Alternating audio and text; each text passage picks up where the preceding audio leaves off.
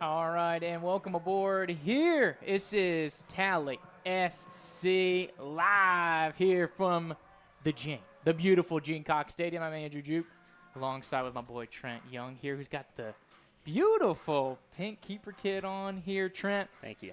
But it's warming up a little bit. We start to feel the humidity. I feel like we kind of staged it off on the preseason in week 1, but we're here for match day 2. Columbus is in the house. And we're starting to get into that summertime weather, Trent. But should be an exciting matchup here today. Absolutely. Temperature's certainly heating up, and so is the competition. So we've got a team, Columbus, not quite as far down in the table as Miami. They're one spot above them, so not far away. But Columbus is the closest team on our schedule, geographically speaking, this season. So excited to see what they've got. Absolutely. So a couple of changes in the lineup here for TSC. But like you said, first ever meeting here between Columbus and our boys here, TSC. So that should be an interesting affair. And they're coming off a result, to your point, Trent. So both teams are boys.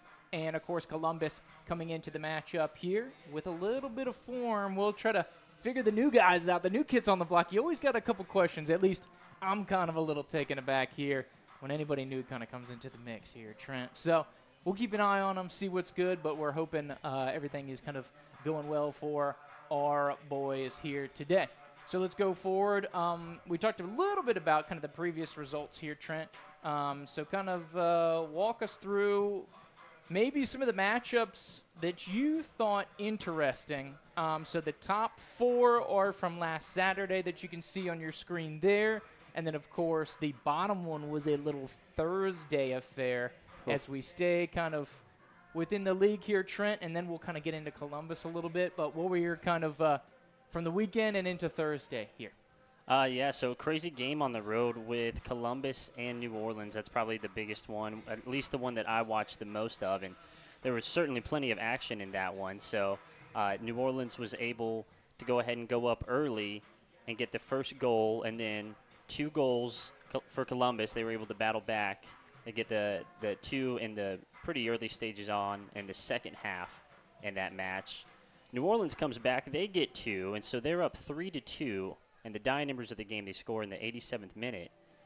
And then we get a crazy free kick situation, crazy yellow card right outside the top of the box in stoppage time. And then there's a free kick, takes a deflection off the wall.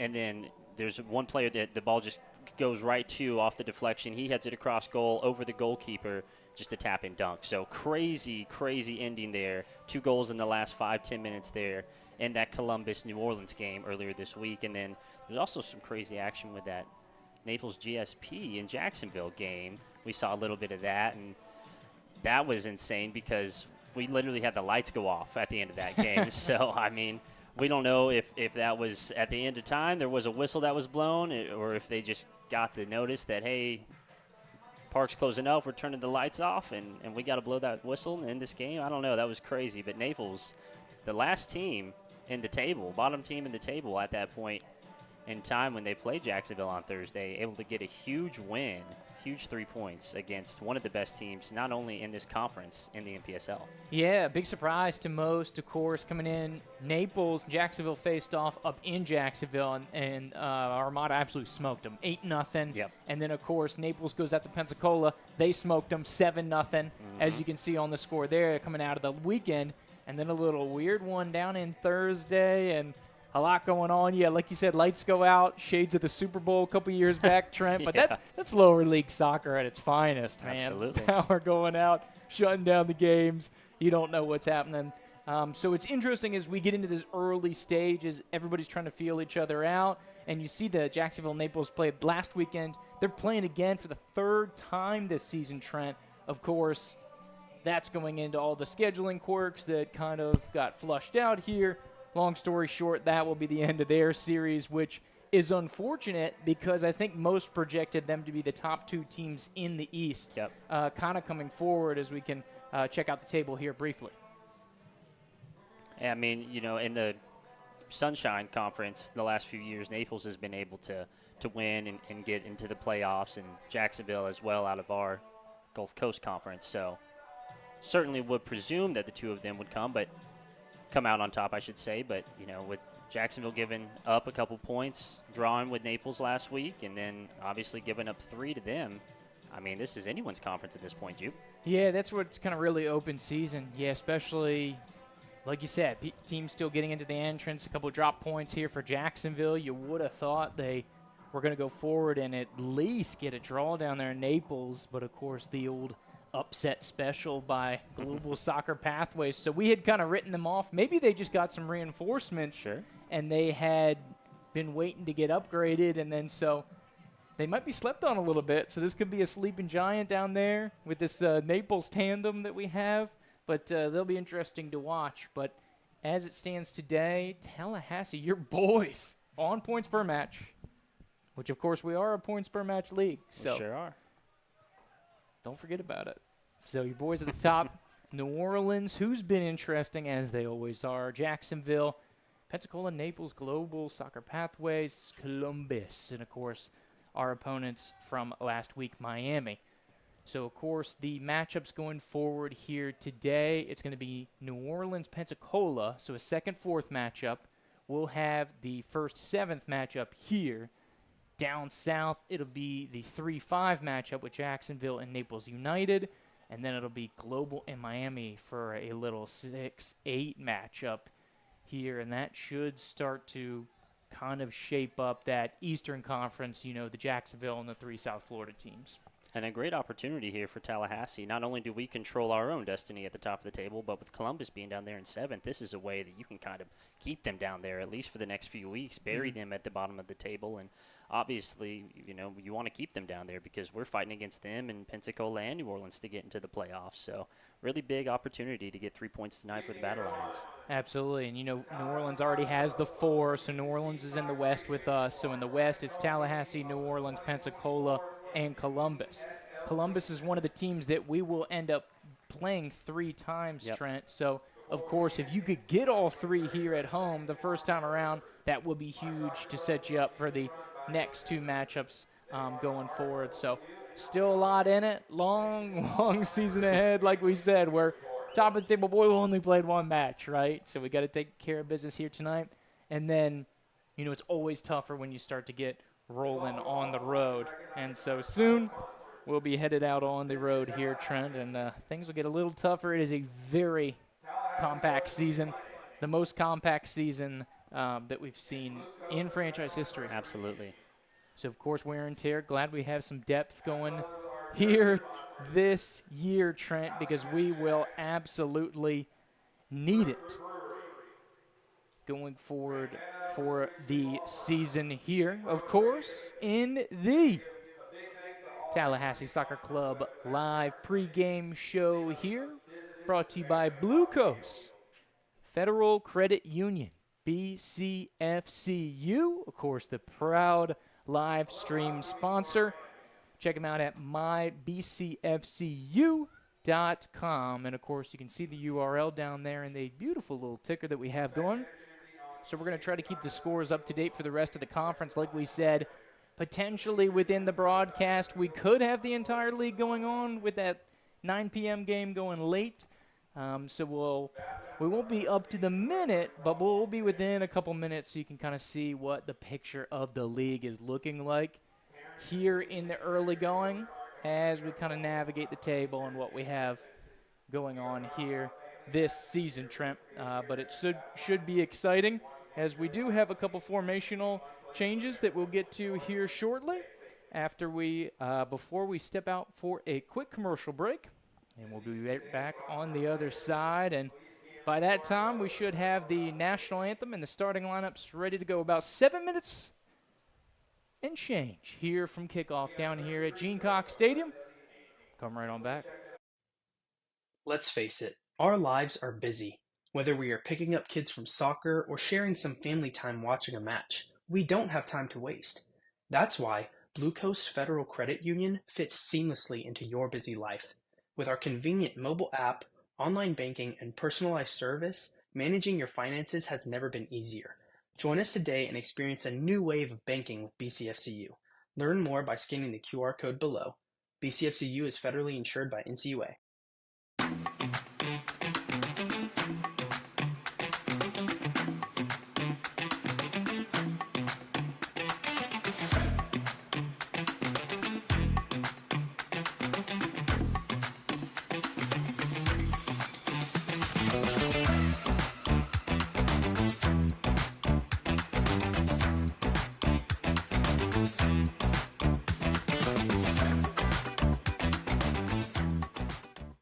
From getting back in the game to getting back to exploring all this life has to offer, our dedicated team is here for you every step of the way.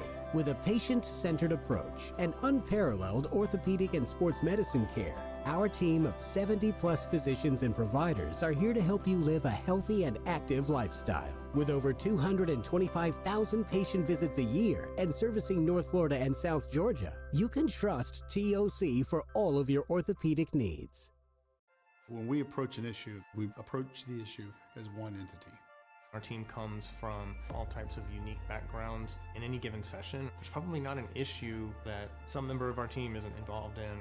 When folks in government are interacting with our firm, they can always be assured that the individual who's talking with them is pushing the policy that they truly believe is the best and right policy. We have such a wide variety of areas of expertise. Rarely do issues fall just in one silo. Having people who can address all the different parts of the problem is a big win. The difference in our firm is we truly are a team.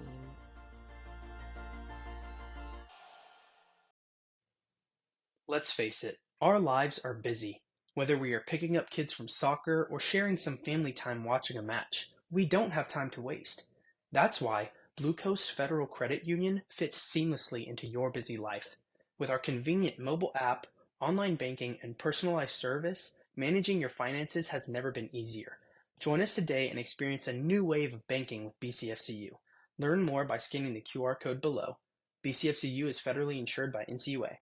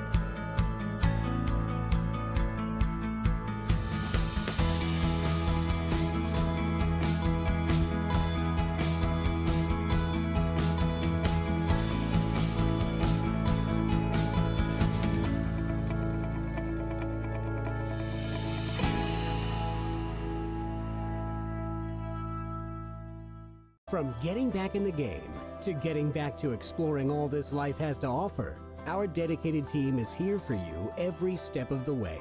You can trust TOC for all of your orthopedic needs. Let's face it, our lives are busy. Whether we are picking up kids from soccer or sharing some family time watching a match, we don't have time to waste. That's why Blue Coast Federal Credit Union fits seamlessly into your busy life. With our convenient mobile app, online banking, and personalized service, managing your finances has never been easier. Join us today and experience a new wave of banking with BCFCU. Learn more by scanning the QR code below. BCFCU is federally insured by NCUA. One of the cool things about our firm is we really specialize in bringing talent out of state government so that our clients can benefit from that internal knowledge that people have developed over the course of many years. Clients demand a higher level of understanding of what they're up against. Who better to provide that than people who have been in that process and written those rules? We believe that you can teach someone how to lobby, and what you can't teach them is the expertise they bring to the table from having served for 15 years in the Department of Transportation, or having served for 10 years at the Agency for Healthcare Administration. We come from state government in large part, so we've seen these decisions being made year over year. We know the direction that we need to move in, and we know what it is our clients are trying to achieve. So that's just an unbelievable combination. I think for people who've come out of state government, it's just in their DNA to do what's right for the state and do what's right for the citizens of Florida. And I think that translates very well into being a lobbyist. This is you. You're watching the Tallahassee Soccer Club online. Or maybe you're watching it in person. Hold up. Wait a second. Yeah. Right there. Who is that? Who that is? Who are these people? Then you pause it. Oh yeah, I know where the answers are. Tally SC Talk Podcast. Whoa. All kinds of videos on this YouTube. This is gonna help me get to know my battle lions.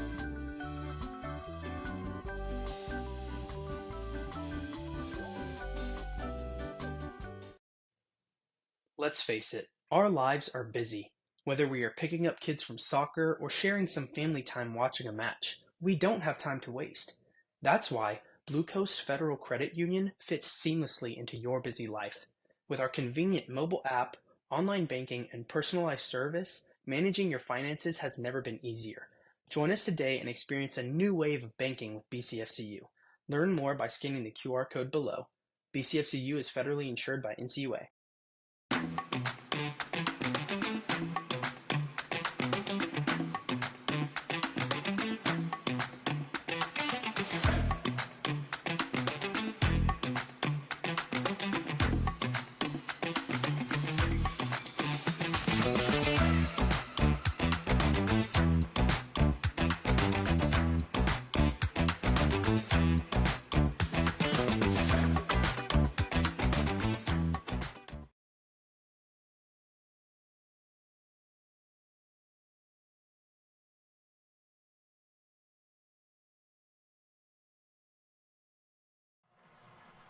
All right, and welcome back here to Gamecock Stadium. Andrew Duke, Trenton Young, Joe Ward, James Ward bringing you the action here today.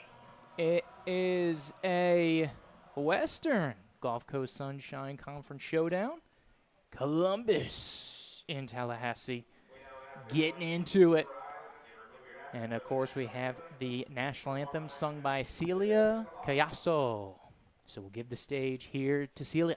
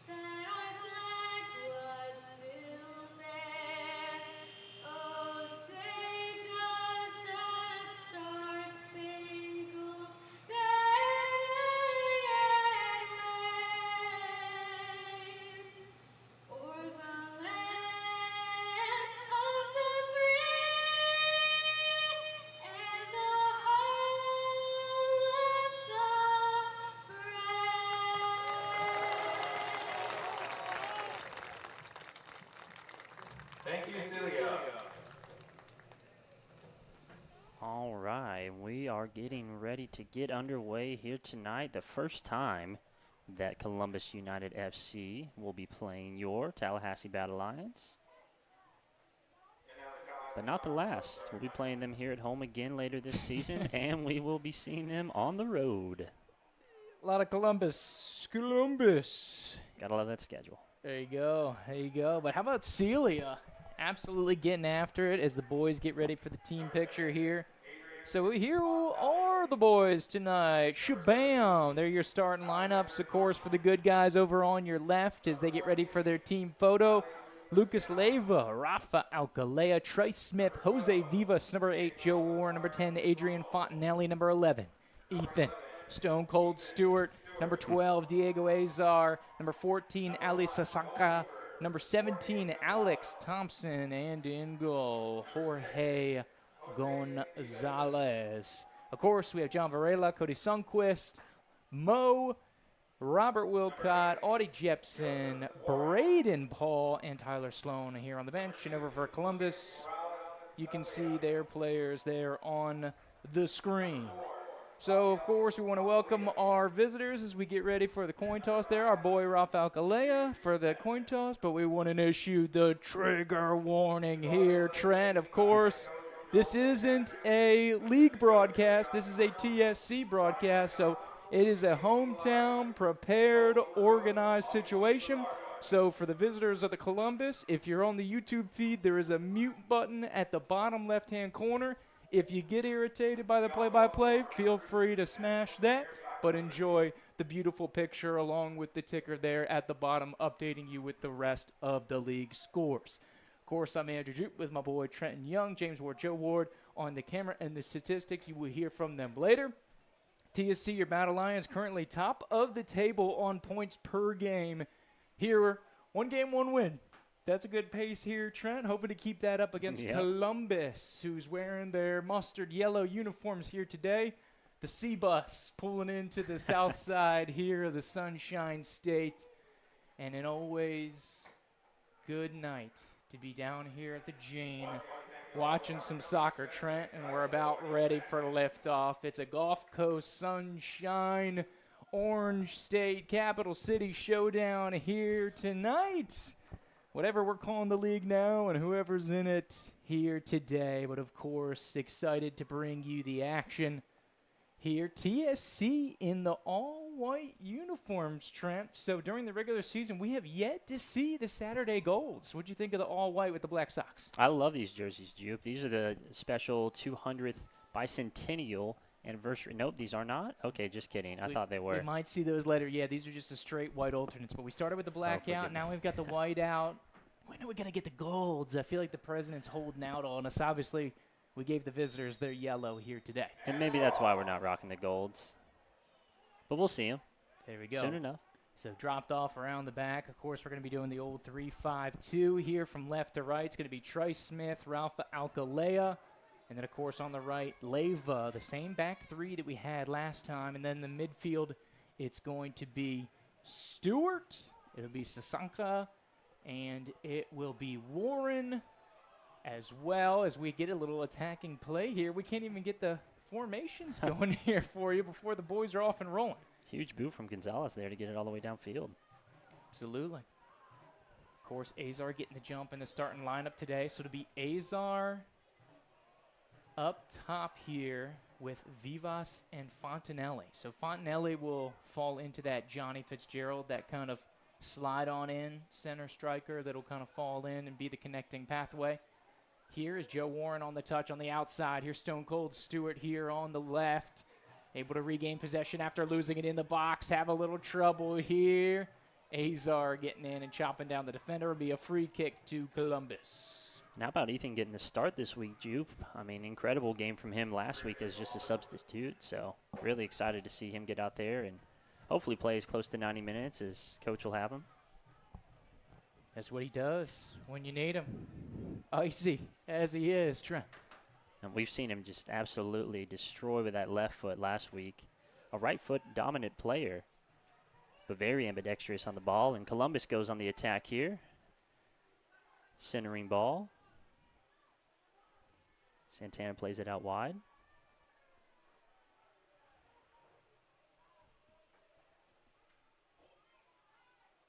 And ball cycled back around to Santana, who's going to drop it off. All the way back to the back line. Number 4, Garcia. He's going to play it over here to number 2, Dominguez. Dominguez wide to number 9, Micaiah. And that's out for a TSC throw-in. Trice Smith defers to Ethan Stewart. Joe Warren back to Ethan. Great 1-2 play there from the 2. And the ball is leaked out. Santana is able to corral the ball. He's pushing and tries to send the ball through to 17, Kawada. Kawada's going to be called offsides. Are they going to bring it back? Looks like a free kick here. Oh, forgive me. So they got him offside. So you were correct, Trent, but then the ref said overruled there in the middle of the field. He wants free kick. So this is a little bit of a dangerous position. We've seen all season long from about 30's gettable here.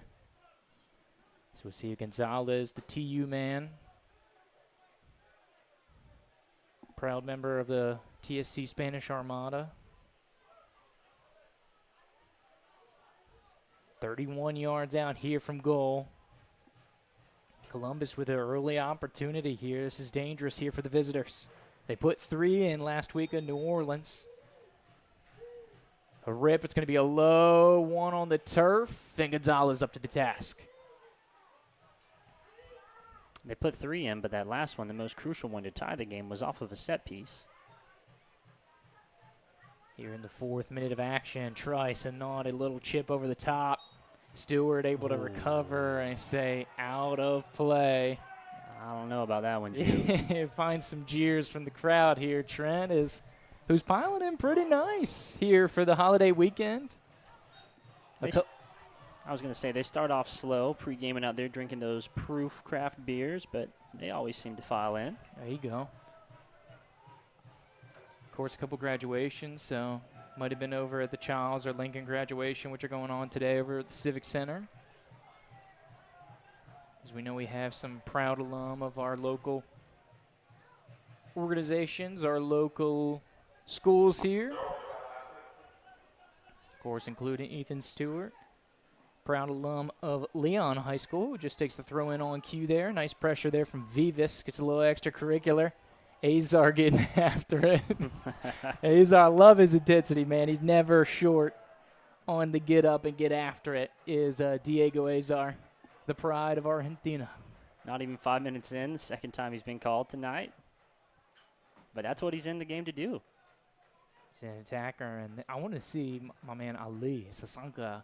He's a physical man with the challenges here. First game here for Sasanka. Got in the other day here from the West Coast. As this one goes long and out of play. He's an exciting midfielder, not afraid of a challenge, so he fits right in. So it'll be a throw in here from Stewart over on the near side. Of course, TSC going right to left to open you up in the first half. In the all-white uniforms of the Black Sox.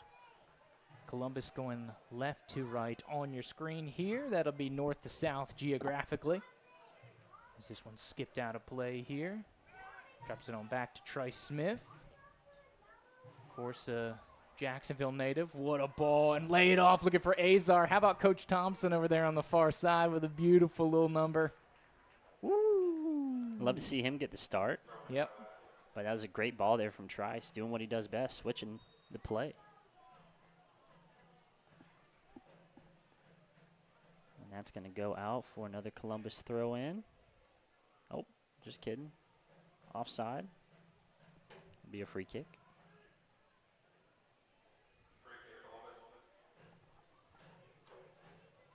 I saw this formation a lot with Columbus last week, where they predominantly just keep those 2 center backs back, and then they've got 3 or 4 players in front of them.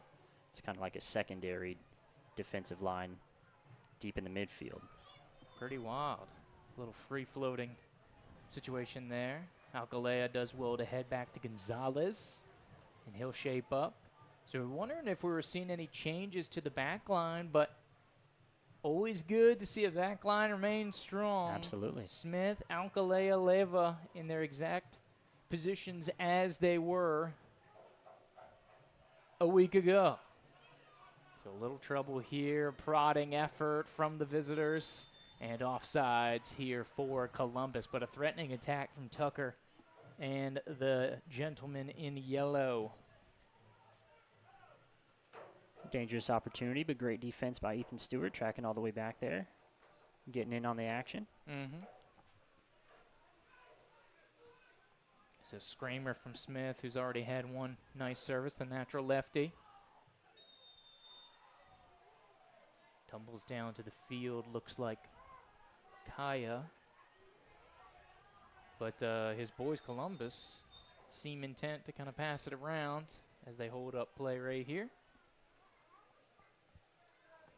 And we'll have a little stoppage as the referees come over. Refs in red today.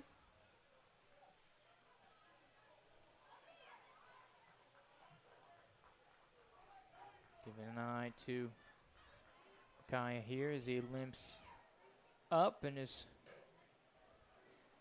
seems good to go, though he does have a little hitch in the giddy up here. So early knock, just minute number 8. As we will try to give you scores of some of the other conference matches going on. Of course, allegedly, Jacksonville and Naples playing at the current juncture. And it looks like they just kicked off. Still at zeros. So Azar coming all the way back to get to this one. And it looks like he wants it back. Is that overloaded right-hand side. Diego and Coach Thompson out there wanting it. Gonzalez plays out of the back. Sasanka out here to Leyva. Tried to thread it through in a wide position, and Columbus cuts it off. TSC a little stretched here. Precarious situation. Gonzalez comes after it. Off the post!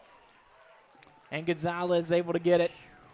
So a gamble here by Gonzalez, but no harm done by the visitors. And we saw a few of those week 1 that weren't quite that close, but that's extremely dangerous. And able to just get saved by the post there, but we'll take it, Juke. And that's the blessing and the curse here of being a risk taker. Sometimes you come up big and sometimes you come up short here, and that's what the gamble's all about. But we do know Gonzalez, no hesitation. He makes it exciting, as we saw last week. Throw in Stewart Fontanelli, right-footed switch over the far side. Leyva gets up. He's in the attacking third. Service is going to be big for the big target. Joe Warren, secondary ball for Fontanelli. Puts it over. Nice little bit of control. Left-footed shot off the crossbar. And Diego almost dialed it up from 20, 25 yards. He'll regain control. Alex Thompson now on the perimeter. Drops it back to Leyva, and we'll cycle around here. As we go around the world. A World Cup action? There you go. We had a little Chile. We had a little Iran. We had a little Spain. We had a little America going on Argentina? here. A beautiful blending sequence just in the back line. But, we have Argentina up top. I can't help but think about that incredible shot from Diego there, man. Falling away from it, almost gets it to drop. Nasty. That's why he's in there, man. He's ready. He's ready. Long ball over the top. Columbus looking to play direct. Gonzalez calmly putting it back into play. But your boy Fontanelli with a great service to him. And that Johnny Fitzgerald role like we were talking about early in the game. Yeah, we've been told Johnny's at a wedding this weekend. Once again, beauty of lower league. Personal commitments, support it, right? But personal commitments getting the priority here at the pre-professional, semi-pro, whatever you want to call it level. We've also heard a star player for Columbus is at the same wedding and couldn't make the game today. There you go. We might see him later on. So handball, they say play on, so be out for a throw-in here for TSC. Stewart will go to Scowen here. Puts it on Sasanka. Good chest down here. Some prodding feet. But Sasanka. What a stud. Sliding effort there. I want to see him getting a challenge because he's a big physical presence. He's definitely not scared. You could tell from that 2v1 right there. Yep. Try to drop it off there to Warren. There it is. Sliding effort He heard you. The turf's a little different, though. Not quite the same. Different beast. Good hook away here from Warren. Man, and Vivas on roller skates here. Cannot get a grip over here on the near side. He admitted he must be collecting on that turf there. Good takeaway. Long ball over the top will fall to the visitors. Tucker trying to turn and distribute. And does. TSC a little stretched. Formationally free runner in the box. Off the line. Trice Smith gets some contact in a dangerous area, but able to thread out the save. But TSC was vulnerable at the back, but comes up big enough here for the stop. Trice just ticked a little bit. He felt like he got jumped on there at the end of that play, but Trice a warrior. He shook it off and popped up real quick and started chirping the ref. There you go. That's what we love about him. Start to get a little sprinkle down on the field here. There's the rain coming in seemingly from nowhere. Not much in it, and that's where the slippage was coming from there for Vivas on the near side. So luckily we got the camera and all the electronics covered up here, so we should be safe from our end.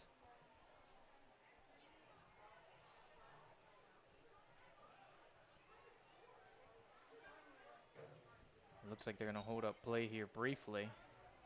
The crowd seems pretty unfazed.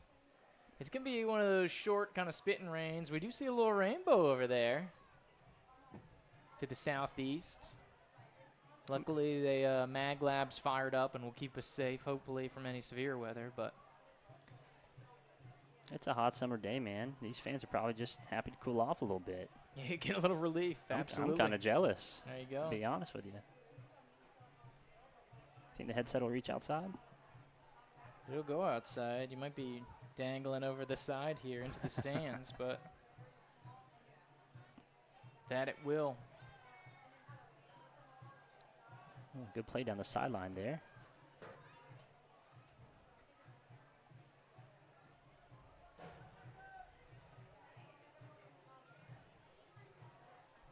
Fontanelli squared it off. Here's Sasanka.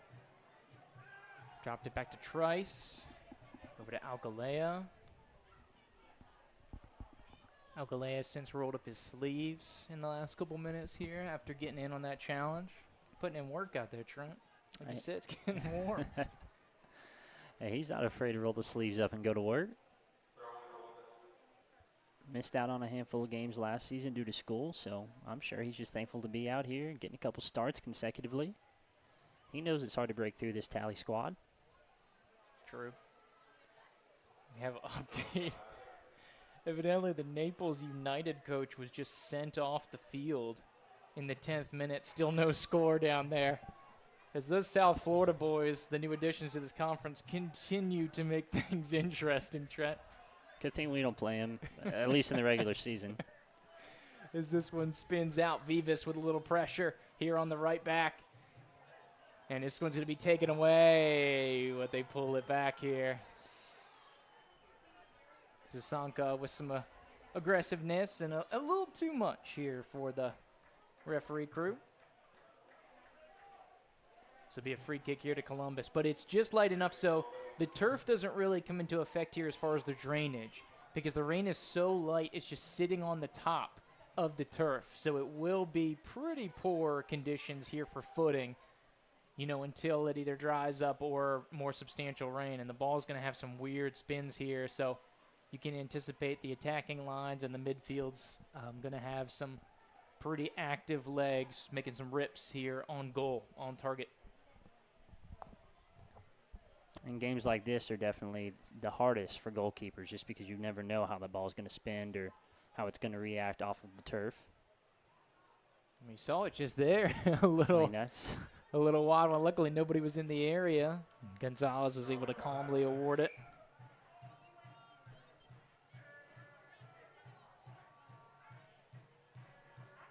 Sanka on it, try to chip it over the top. Tricky little ball there. Leyva will track this one back once again. Some weird spin from the rain. He'll twist it back, able to keep it in play. Well done.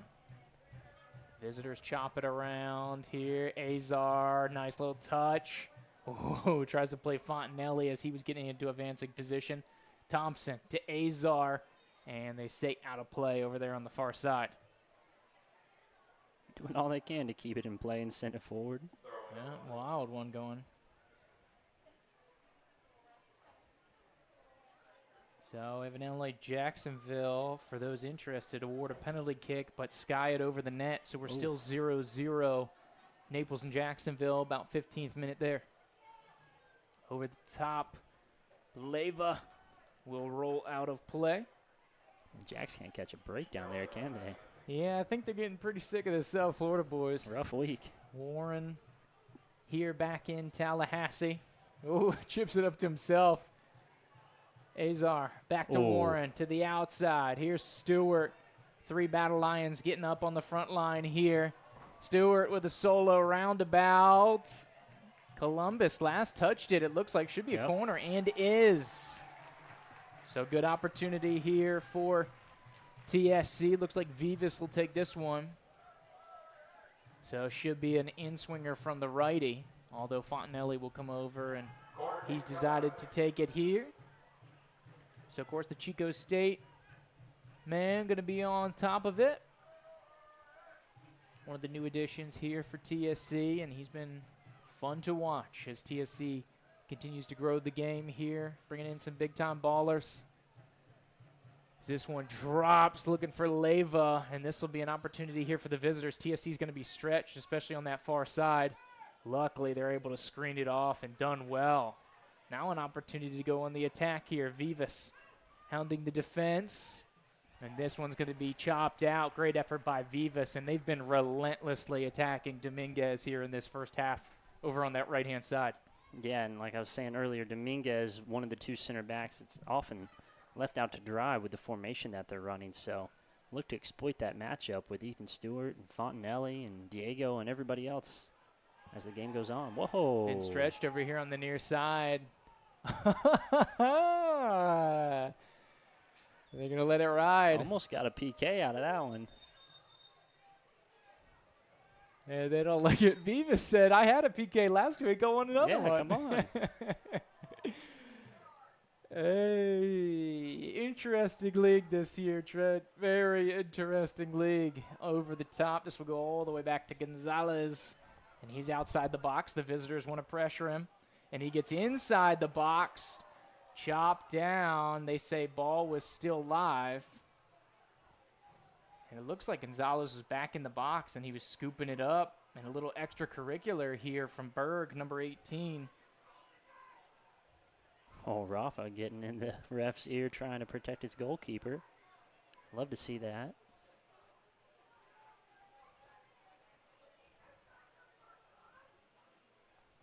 So we have a little bit of confusion here. So the AR is given she had a fantastic Right view. there. She's right there. And so she's given the center ref the lowdown. And it looks like, and we're getting word, I'll have to get some confirmation on this. Looks like Naples has creased the sheet, taking the lead over Jacksonville. No way, dude. What kind of voodoo magic are they pulling this week? Naples getting after it. Granted, there are two separate Naples teams, but they play at the same facility. I agree, there are two Naples teams, yes. I'm just saying, both of the Naples are pulling some wizardry this week. There you go. Yes. I agree with you. Two Naples teams. There you go. Gonzalez. We will resume play. 21st minute.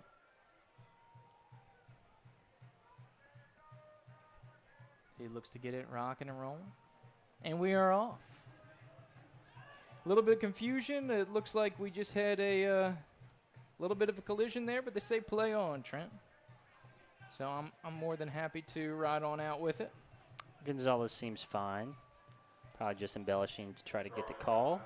Probably got a stinger on some of those fingers, I though. mean, I'm sure it doesn't feel great, but, you know, he's not coming out. He's a warrior. They do make those gloves better than they used to back in the day, Trent, because I get my old man hat on.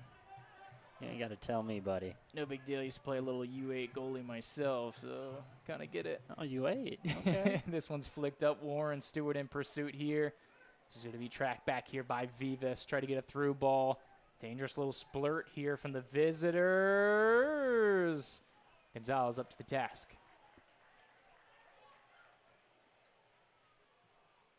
Threads it on out. Good ball here. Thompson has a little time. Sasanka. Oof. Nice little 1-2.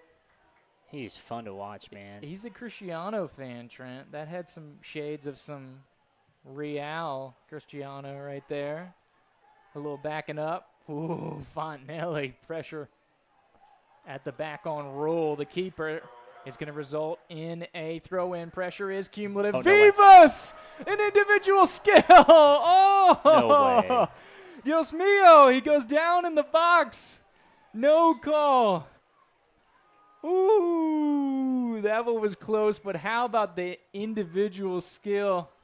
Okay, magnifico. Trent from Jose Vivas. Whoa, that was brilliant, Andrew Juke. That was one of the greatest on-the-ball plays we have seen from the Battle Lions. Have a little bit of a case for it. Sasanka looks to go and lead the counter. Warren chops it through to Azar. Back to goal. Sasanka, one touch. Quick stuff here as Tucker chests it down. And Columbus just looks like they need a breath. Looks like the old turf monster. The crowd is starting to get agitated, Trent. Well, that's a couple of calls that they think that haven't gone our way, with Jose down there in the box and then Gonzalez down here getting kicked just a few moments ago. And so then they see Columbus get awarded that right in front of them. So they're going to have something to say. You don't want to get this crowd heated up, man. They'll get going here. Offside for the visitors. Chato a little too anxious there as the old field's drums get rocking and rolling. You can hear them, I think, in the background here, Trent. Yeah, they just paused. Rezo's trying to give them. I can see them. 24th minute here. Of course, you're watching TSC Live on the YouTube channel. Thanks to Blue Coast Federal Credit Union here for being the prime sponsor, the online streaming partner here for TSC. Great idea there from Ethan to play that down. Just kind of undercuts it a little bit and slides off his foot out wide, but right idea. Throwing for Micaiah for the visitors. One back here by TSC. Warren back to Leyva. Cycle around. On out here to Thompson. Of course, Thompson's kind of playing that Bennett Mitchell role. Bennett not in the 18 here today. See at that wedding too? Maybe. A lot of Leon guys I hear at that wedding. Former Leon guys back from the heyday. I think it was that, 2018 team? Went undefeated all the way through. And ended up getting bounced by Fletcher in one of the wildest playoff games I've seen. 4-3 game out there on the First Coast. Your boy Kari was on that team, right? Kari, Nick Ramsden. All those how could we forget? Old heads here.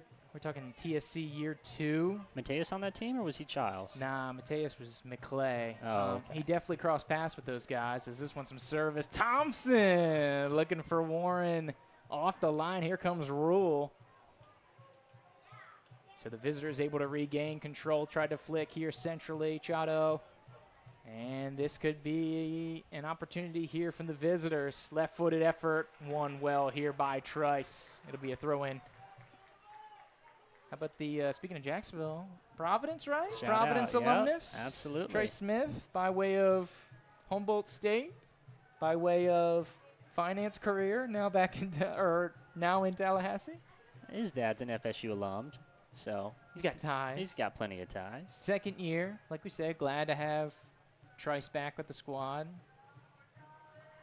This one's last touch by the visitors, it appears. It'll be a throw-in here for Tallahassee. Trice is just a very specific player. I mean, if you were to take him out of the 11, out of the 18, I just don't know who would be able to replace him. Talking about switching the ball and playing defense like that. And plus, I think Coach Scholl has stumbled upon a good feel.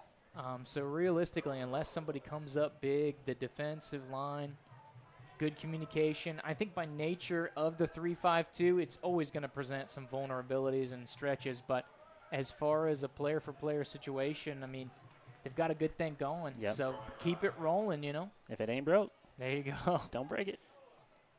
Warren looking for Azar, collected by Sasanka. And it seems like Warren has a lot of agency in his positioning to kind of float around and be really fluid. Nice little ball out to Thompson.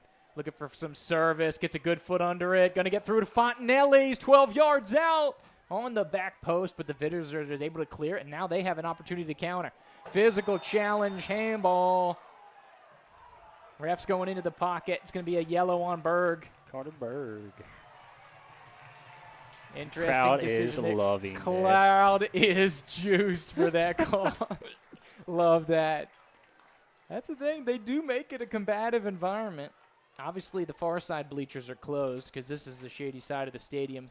And so they, for security reasons, keep everybody on this side. But pretty good numbers here, Trent. We'll have to get our cameraman James Ward to give us some shots, maybe at halftime.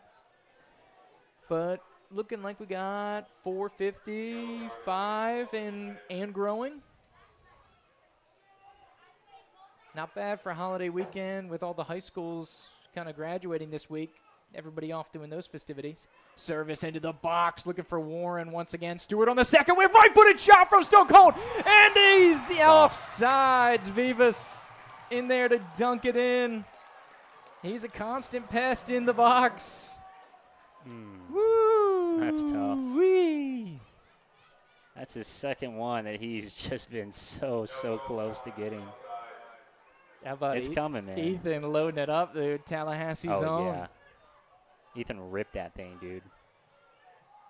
He's got an early nominee as this one is going to be dangerous, but it was offside and Gonzalez had it anyways. Ethan, player of the game, early nom? Player of the season early nomination here. I mean. Of course, out at Southwest Assemblies of God University.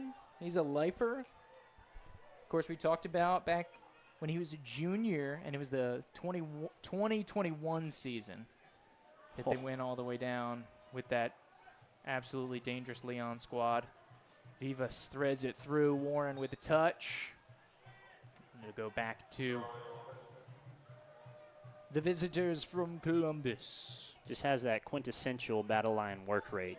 There you go. That Coach Bruno and Coach Joel have instilled. Weird ball gets back to Thompson. Service over the top. Vivas! Almost on that one. Good thought here from Coach Thompson.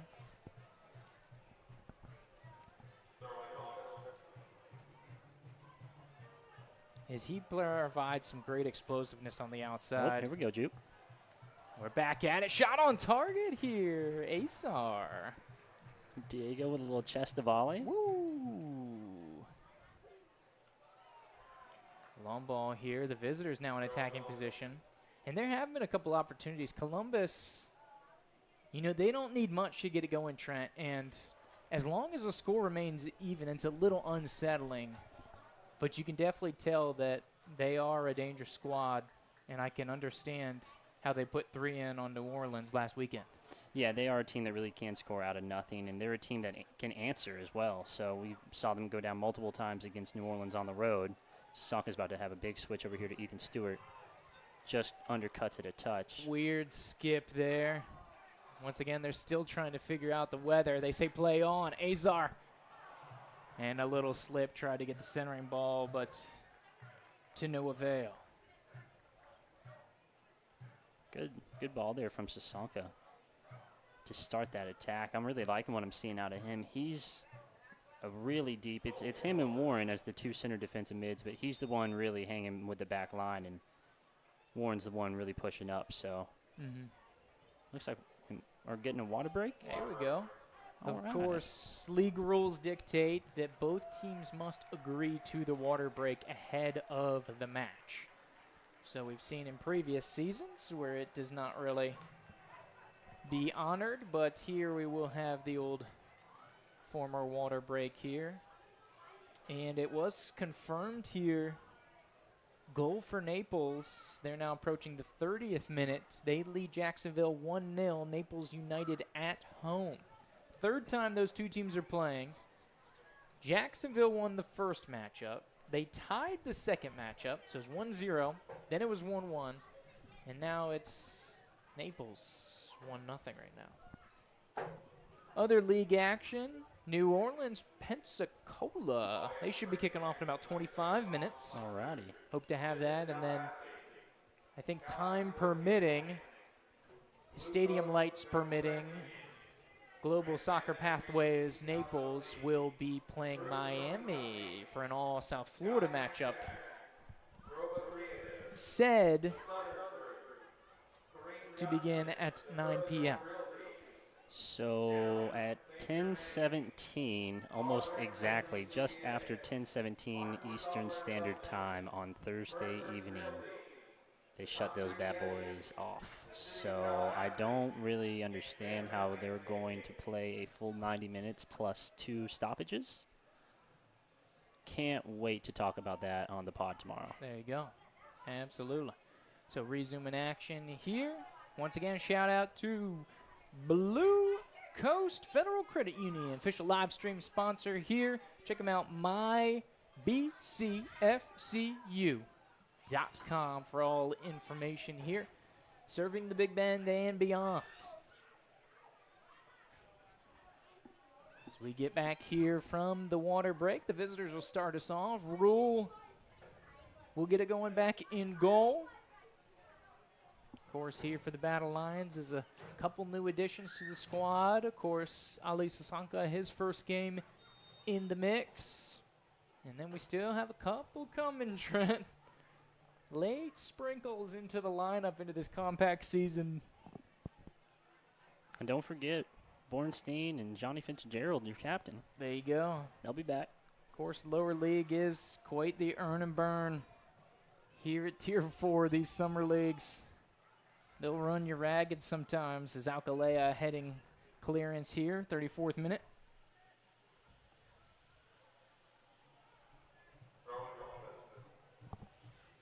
The visitors looking to get things going. And, of course, Makaya that'll come up and give the throw in. So he looks like he's feeling good. Of course, he was a player that went down with the collision here earlier, so good to see health-wise for the visitors. Warren with a prod here, and Stewart will step in and cancel that effort, but corner kick to Columbus, so a dangerous set play opportunity, I believe, first of the evening here for Columbus. So they had the free kick over on the far side, but to my recollection, I believe it is the initial corner kick, so it'll be a left-footed in-swinger. Delivery is going to go way the back of the 6-yard box, headed on frame, down to the ground. Cleared out, and it looks like a handball here in the box that the attacking player used to control it. So it'll be a TSC free kick coming out of the back here, 35th minute.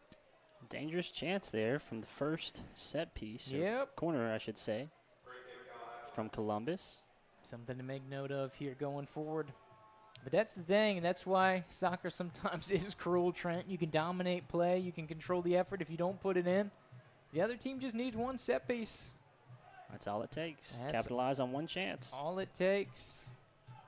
And I mean, Columbus has seemed up to the task not only on set plays, but in open play as well, Trent. They've kind of pick and chose their spots, and TSC's done a good job of largely controlling tempo and pace, but as we get into the last corridor here of this match, this is the key corridor where fatigue really starts to set in. His final 10 minutes into the break.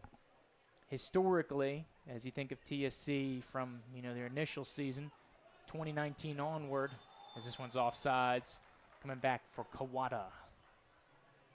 As he goes in the attacking position, number 17 for the visitors. But to the point, last 10 minutes, franchise history, been tough. Yeah, we've had some some rough goals that we've given up. We've scored a couple, but definitely have been outscored. So key juncture in the game, all we try to illustrate here. A low arcing delivery there from Trice Smith. Whoa. Azar. The defender tried to pull his pants down there. Twice. Azar fights through it. Stewart off the little hesitation. He's getting some contact. And a dive there by Makaya, but it'll be a TSC throw. It's going to be a physical game tonight, Jupe. Still the first half, and refs letting them play through that, so. We've been told that they're the same referees that played refereed the women's game last night, and the refs let them play then last night as well. Yep. I'd rather have that than the alternative. Sure. Being frank, as Leyva swing it out here to Thompson. 3 Battle Lions on the back line, tried to turn it in internally. Azar, this one's going to be clipped away. Visitors' chance to counter. Trice Smith in good position. Will thwart the effort. Overlapping run from him. Stewart, chip over the top. Looking for Azar, a little too strong as we get into minute 38. TSC's fighting, man. We're vying for a goal. We don't want to go into the half 0-0. Landed here. Vivas looking to turn. Chop down. Going to be a free kick from Tallahassee from 40. So, gettable, but based on what we've seen, it'll probably be Trice, and Trice is more one for placement. But Diego wants this one. 41 yards from frame. Width-wise, it's just outside of the 6-yard box. Left-footed delivery, looking for Trice. A little too strong, but requires a save from Rule. I was going to say, once I saw Trice sneaking up there and he wasn't going to take it, I figured that was going to go right to him, one of the taller players on this team. Trice has got to go full sprint back the other way to get back on defense. We'll get a well-deserved break at halftime. 39th minute. Here from the Gene. Heavy touch out of play. It'll be a TSC throw in. Looks like no rush to get rolling here into Warren. A little volley off the touch there. Twist outside. That's tough. Almost feel like Alex wasn't expecting that. No offense to him, but that was a really, really good ball. That had some wild spin on it, too. A lot of side action. Yeah. As Warren goes down here.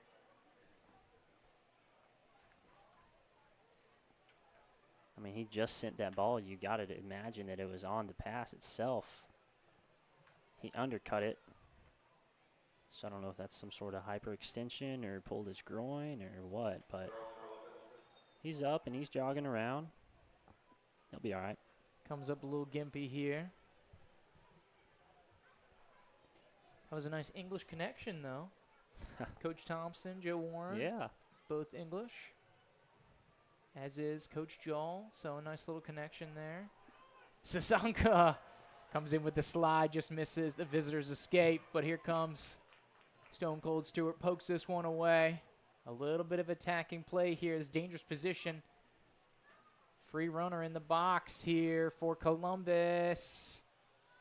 Thompson trying to stage him off, slide, and it'll be out of play. They say last touch off of Columbus, and so it'll be a goal kick. So great work by Thompson over there on the far side. I don't know how he did it, but he got the goal kick. Yeah, great defense from Coach, able to slide, and ball just takes the perfect bounce off of him and back off the Columbus player to earn the goal kick. We'll take it. So Gonzalez will look to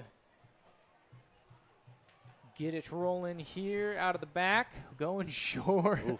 Trice able to get it out of danger. As here's some serious pressure from Columbus. Sanka will drop it off to Fontanelli. Fontanelli's been quiet here last 10 minutes or so. This one goes to Thompson. Back to Alcalea, former Sterling College man. Leyva over the top, looking here for Vivas. Full run. Good job by Leyva to get this one back, but it'll still be a little bit of a task here for Gonzalez. Nice left-footed clearance there to get it to Fontanelli. Able to slice it through here to Vivas. Stewart, one touch. That awkward nose zone, a little too much for Vivas, not enough for Azar. And the visitors looking to counter. Warren will take this one away. One touch here. Back to Thompson. He'll put it on his favorite right foot. Azar, Vivas both making runs. And it'll be cleared here by Dominguez, but it'll be a TSC throw-in. Dangerous position, 42nd minute. Very dangerous ball there from Alex Thompson. Coach Alex Thompson was able to take his space and made a very quick decision, sent that ball in very well. Algalea, Sasanka. Passes it back to Trice over top of that Lincoln Trojan logo. Threads it through here for Fontanelli. Dominguez will pressure him, and it off Dominguez will be a TSC corner. That's the second time tonight he's boxed out, but taking a touch out for the the corner kick. Looked like Fontanelli wanted to go quick, but they pulled it back, and it looks like he'll reset. So it's going to be a right-footed in swinger. Reinforcements coming in the box. Smith, Sasanka, Warren, your big bodies here, potential targets. Oh, nice placement. 6-yard box dead center, but the visitors do well to clear that one. Stewart on top of it, 40 yards from frame. Left-footed delivers, going to be a long ball. Trice Smith, keeper. Great ball from Comes out Stewart. to it. Roll up to the task. They want to go direct and quickly. Alcalea does well to get back in positioning here and will calmly put it out of play as Columbus tries to get it forward here, 43rd minute.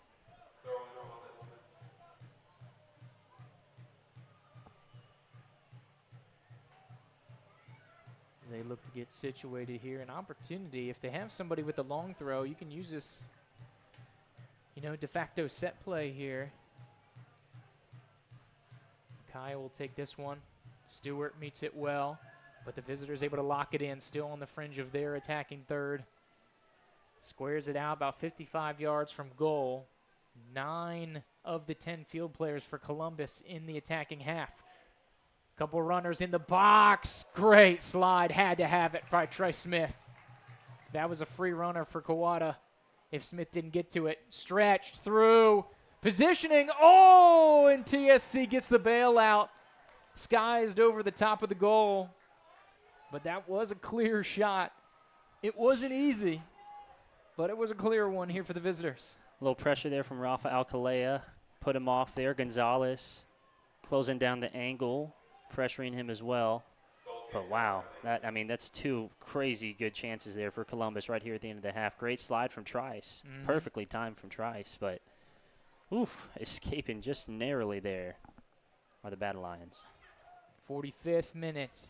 Here we'll probably get a couple minutes due to the water break and some of the other injury stoppages, but doesn't feel like any more than 3.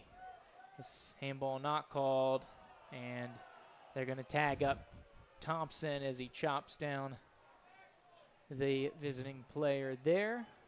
Looks like Chato. This would be a free kick here for Columbus. On their defending half, 46 yards from their goal. Not much pressure here from TSC until it gets onto their half. Stewart pinches in. Vivas will rotate over. Now an awkward ball. Azar will chase this one, and it will be a TSC throw-in. 30 yards from frame. This is a good opportunity if they get numbers. Thompson on it. Oh, free runner at the back. Service looks a little too strong and will skip out of play. But a good sequence that kind of worked out on accident here for TSC, but no final ball here as we get into stoppage time. No official announcement of how many minutes we will go here. And this is a little more direct style of play that we've seen the Battle Lions have earlier this season, sending the ball over the top and switching it more and more. But, these are incredible balls, and we're just narrowly missing some of these passes. So I think it's the right idea, and the execution is right there. Getting closer as we have a little hold up, and looks like a free kick here for TSC. 42 yards from goal, but 4 minutes additional time.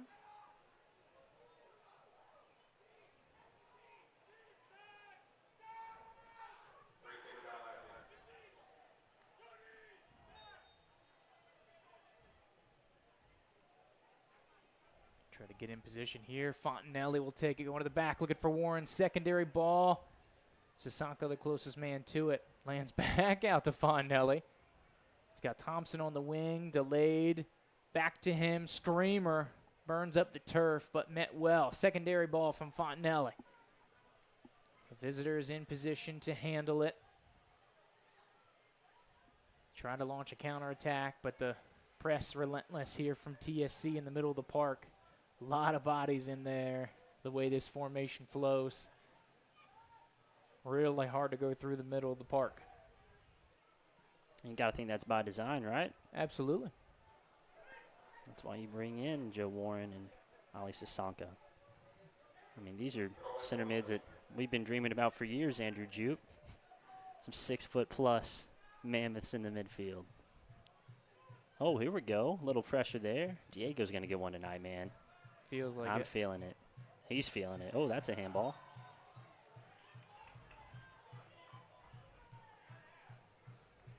Crowd kind of facetiously clapping for that one. Ticked off that they missed one a couple minutes ago. So we get into the third of the prescribed 4 minutes of stoppage time. 53 yards from goal. Alcalaya, the righty, will take this one. Once again, all the big boys getting in position. Columbus holding that 25 yards out line pretty hard. Sasanka a little too strong for him. Azar able to handle that one. Send over the top. Leyva, long ball looking for Vivas. And cleared out by Makaya. Looks to go. Quick throw back to Stewart. That'll be another TSC throw in here.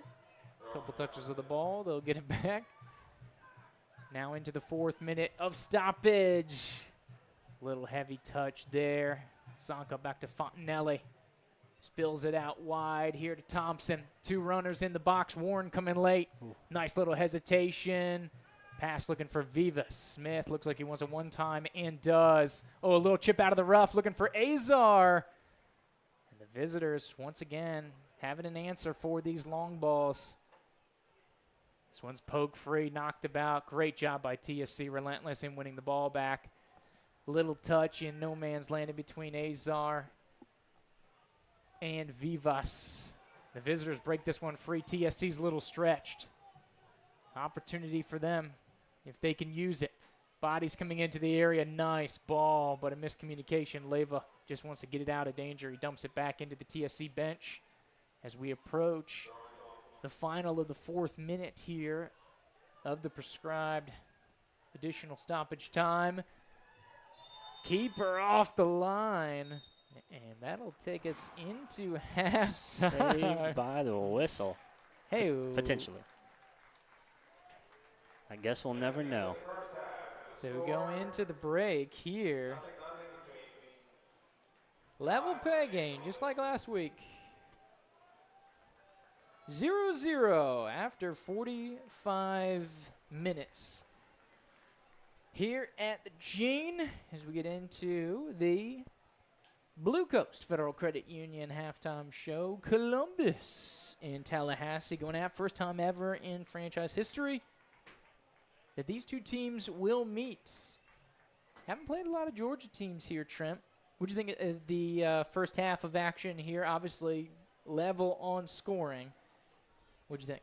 I definitely think TSC dominated at times of the game. Whenever they did that, though, it seemed like Columbus was able to counter and really quickly have a chance of their own, a goal-scoring chance of their own, because we had so many numbers forward and we kind of were susceptible on the back end. But I think that at the same time, though, you know, we've seen the recovery from Trice and from Rafa and from Lucas, and so the back line has been stout. Second game in a row that they've been paired together, so I like what we're seeing from the back line. So I'm not really worried in the second half that if we are able to go ahead and push everybody forward, that they're going to be left out to dry on the back end. So I'm liking what we're seeing. I don't think it's going to cost us in the long run, pushing everybody up, and man, it's just a matter of time before Ethan Stewart sends one of these balls over to Diego and he's able to track it down and put one in, buddy.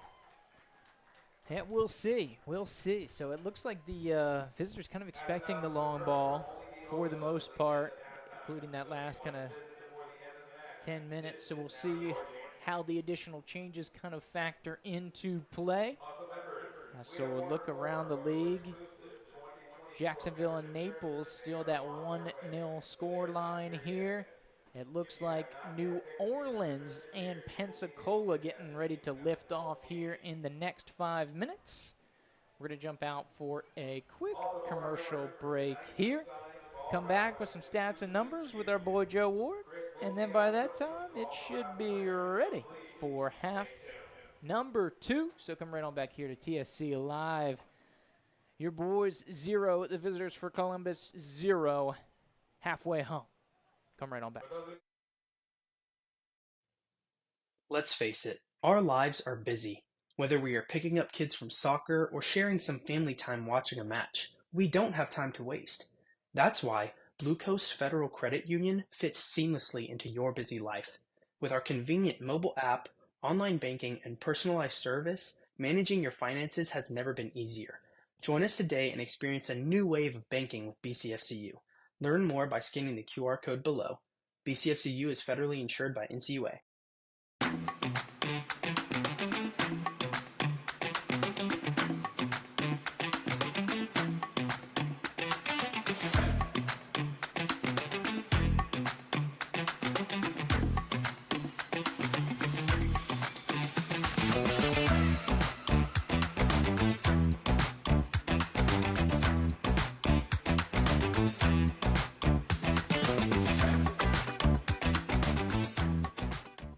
From getting back in the game to getting back to exploring all this life has to offer, Our dedicated team is here for you every step of the way.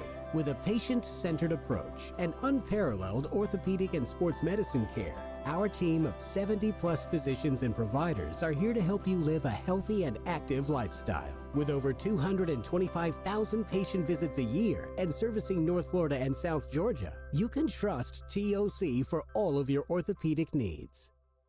When we approach an issue, we approach the issue as one entity. Our team comes from all types of unique backgrounds. In any given session, there's probably not an issue that some member of our team isn't involved in. When folks in government are interacting with our firm, they can always be assured that the individual who's talking with them is pushing the policy that they truly believe is the best and right policy. We have such a wide variety of areas of expertise. Rarely do issues fall just in one silo. Having people who can address all the different parts of the problem is a big win. The difference in our firm is we truly are a team.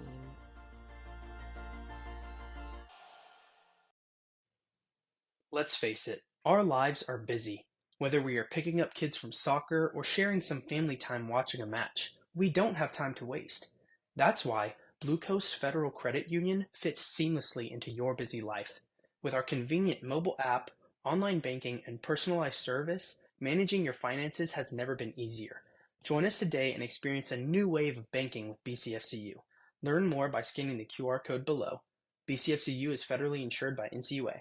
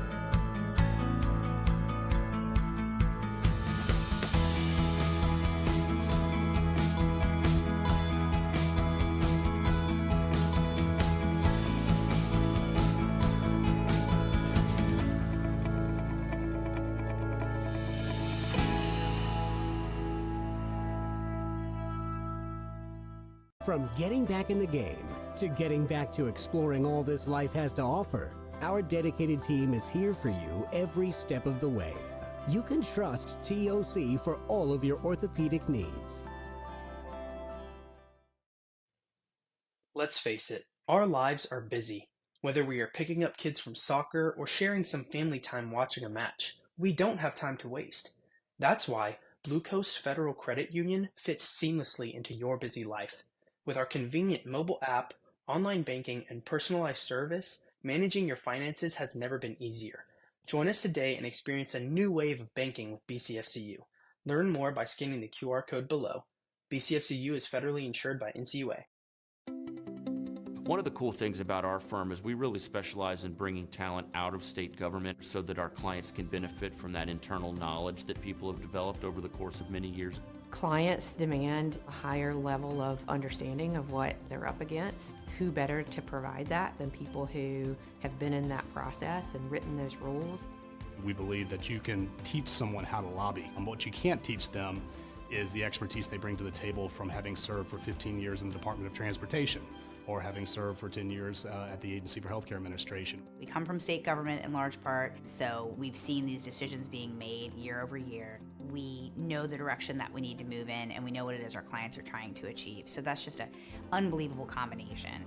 I think for people who've come out of state government, it's just in their DNA to do what's right for the state and do what's right for the citizens of Florida. And I think that translates very well into being a lobbyist.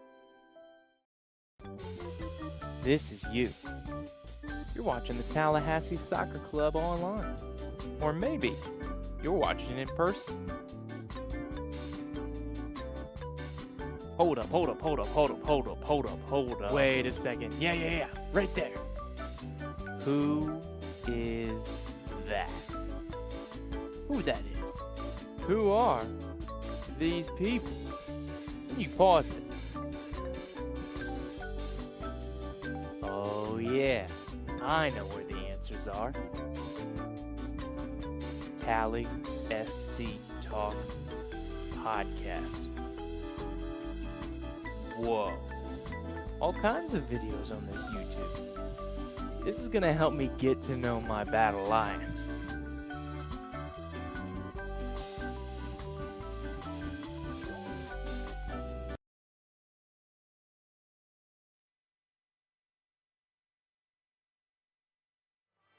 All right, and welcome back here to Gene Cox Stadium. Of course, it's the Blue Coast Federal Credit Union halftime report.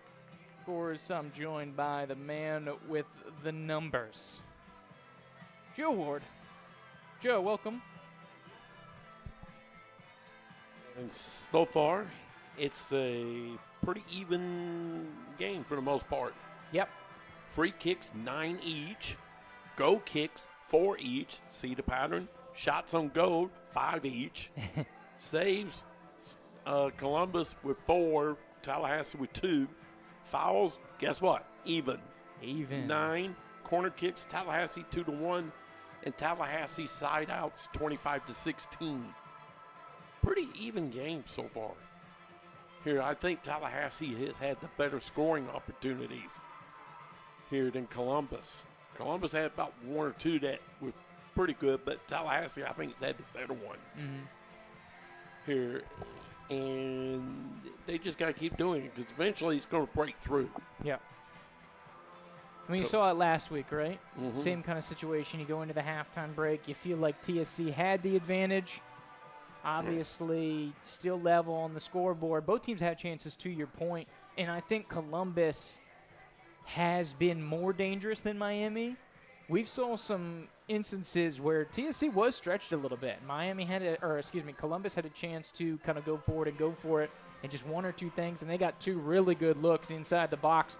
One of them was a free one off the rebound, and luckily there was pressure coming in late. Gonzalez was good in position, and they just sailed it over the top. But that was a very dangerous position. Could have very easily gone in, and it could have been 0-1 going into the break. Yeah, but Tallahassee's first shot on goal, I think they were here last night. Yep. I saw the Reckoning, because Reckoning, I'm telling you, I think had at least 4 hit the bar. Yeah, I'm surprised the goal was still standing, Joe, because they were wearing out the post last night. I thought the bar. Or the crossbar. Yeah. I thought the crossbar would have been down about a foot. Because I swear to you, I think Reckoning hit it about 4 times last night. Yeah, they were ripping it absolutely. Yeah, but that was a mean shot from Diego Azar. It was about 23, 24 yards out. He was falling off of his back foot. I don't know how he got so much power to get it to frame, and it rips off the crossbar. But adventurous one, and just like last week, it seems in the first half, just a couple dangerous passes away, or a couple dangerous touches away, or a couple inches here and there, trying to find the magic as TSC still trying to establish that kind of firm chemistry. But I love the attacking prowess, and they were so quick when they gave the ball away in a lot of instances to go win it right back. Exactly. Which you love. Exactly. You got to go quick. You got to go quick in this game, because I'll tell you one thing. One thing that impresses me about Columbus, their team speed is pretty good here across the board. Here, speed-wise, they're matching Tallahassee step for step. Yep. Here, I would agree with you. I think if you had to compare the two, I think Columbus might be just a little bit better than Miami right now. Yeah, I would agree as far as kind of what we've seen. Obviously, the second half is going to tell the story, but as far as from attacking prowess, it looks like this left side seemed to be successful offensively for TSC, kind of working it here with Stewart, and then also kind of fading over here with the attacking play. We saw coming centrally. We would have Azar kind of moving over and twisting over here as well. But I think that is kind of the more gettable one. But I think the movement's been good for Tallahassee. Just looking for that final piece to kind of click it into place here, There we Joe. go. But, of course, 90-minute game for a reason, right? Yeah, and because, last week remember I said last week they didn't look like they were absolutely aggressive in the first half, but tonight they've been aggressive. Oh, yeah, absolutely. No short of aggression here. And I think a couple additions helped that one. Ali Sasanka in the midfield, big number 14. He brings a level of aggression and physicality. And then Diego Azar, who we know from last year, his second year with TSC, we know he brings the aggression as well. So just a couple additions into the lineup personality-wise, you see that switch, and it's almost like a virus, right? It's almost contagious, and so then everybody starts to get into it. But a little bit of a chippy battle at times, but the refs are letting them play here, Joe. Which I kind of thought in the beginning, no, they weren't letting Tallahassee play, but it's kind of evening out now. Yep, they've kind of flowed into that here, but absolutely, New Orleans and Pensacola about 5 minutes deep. Over down in Naples. Naples again with the 1-0 lead over Jacksonville here, Joe. They led for most of the game in Jacksonville. Now back home this time around. This is the third time that they've played. But Naples once again strikes first, holding on to that as they go into the break. They're also at halftime. I made the comment last week watching them because I was in the next room and we had that game up in Jacksonville. I don't know what it is, but Jacksonville just does not seem to be the Jacksonville of a year ago to me, watching them. And here we are again tonight. Yeah, there is some changeover, and, of course, the league's changing too. So, of course, last year we weren't playing Naples and all these South Florida teams that are into the mix. So I think just from a quality standpoint, it seems especially Naples bringing some pedigree here. As we know, we've seen some of our teams go up against them in the regionals here for the National League in the South Regional. But, yeah, and I think it's kind of a topsy-turvy league. And maybe that's a good point, Joe, as you kind of unpack it. Maybe they're not the team from last year. Maybe the league is evolving, and there seems – it's still early. So, we don't want to put too much stake into everything, but it seems like there's a little bit of change amongst us here. Mm-hmm. And to me, the regular season, and I've made this comment several times, but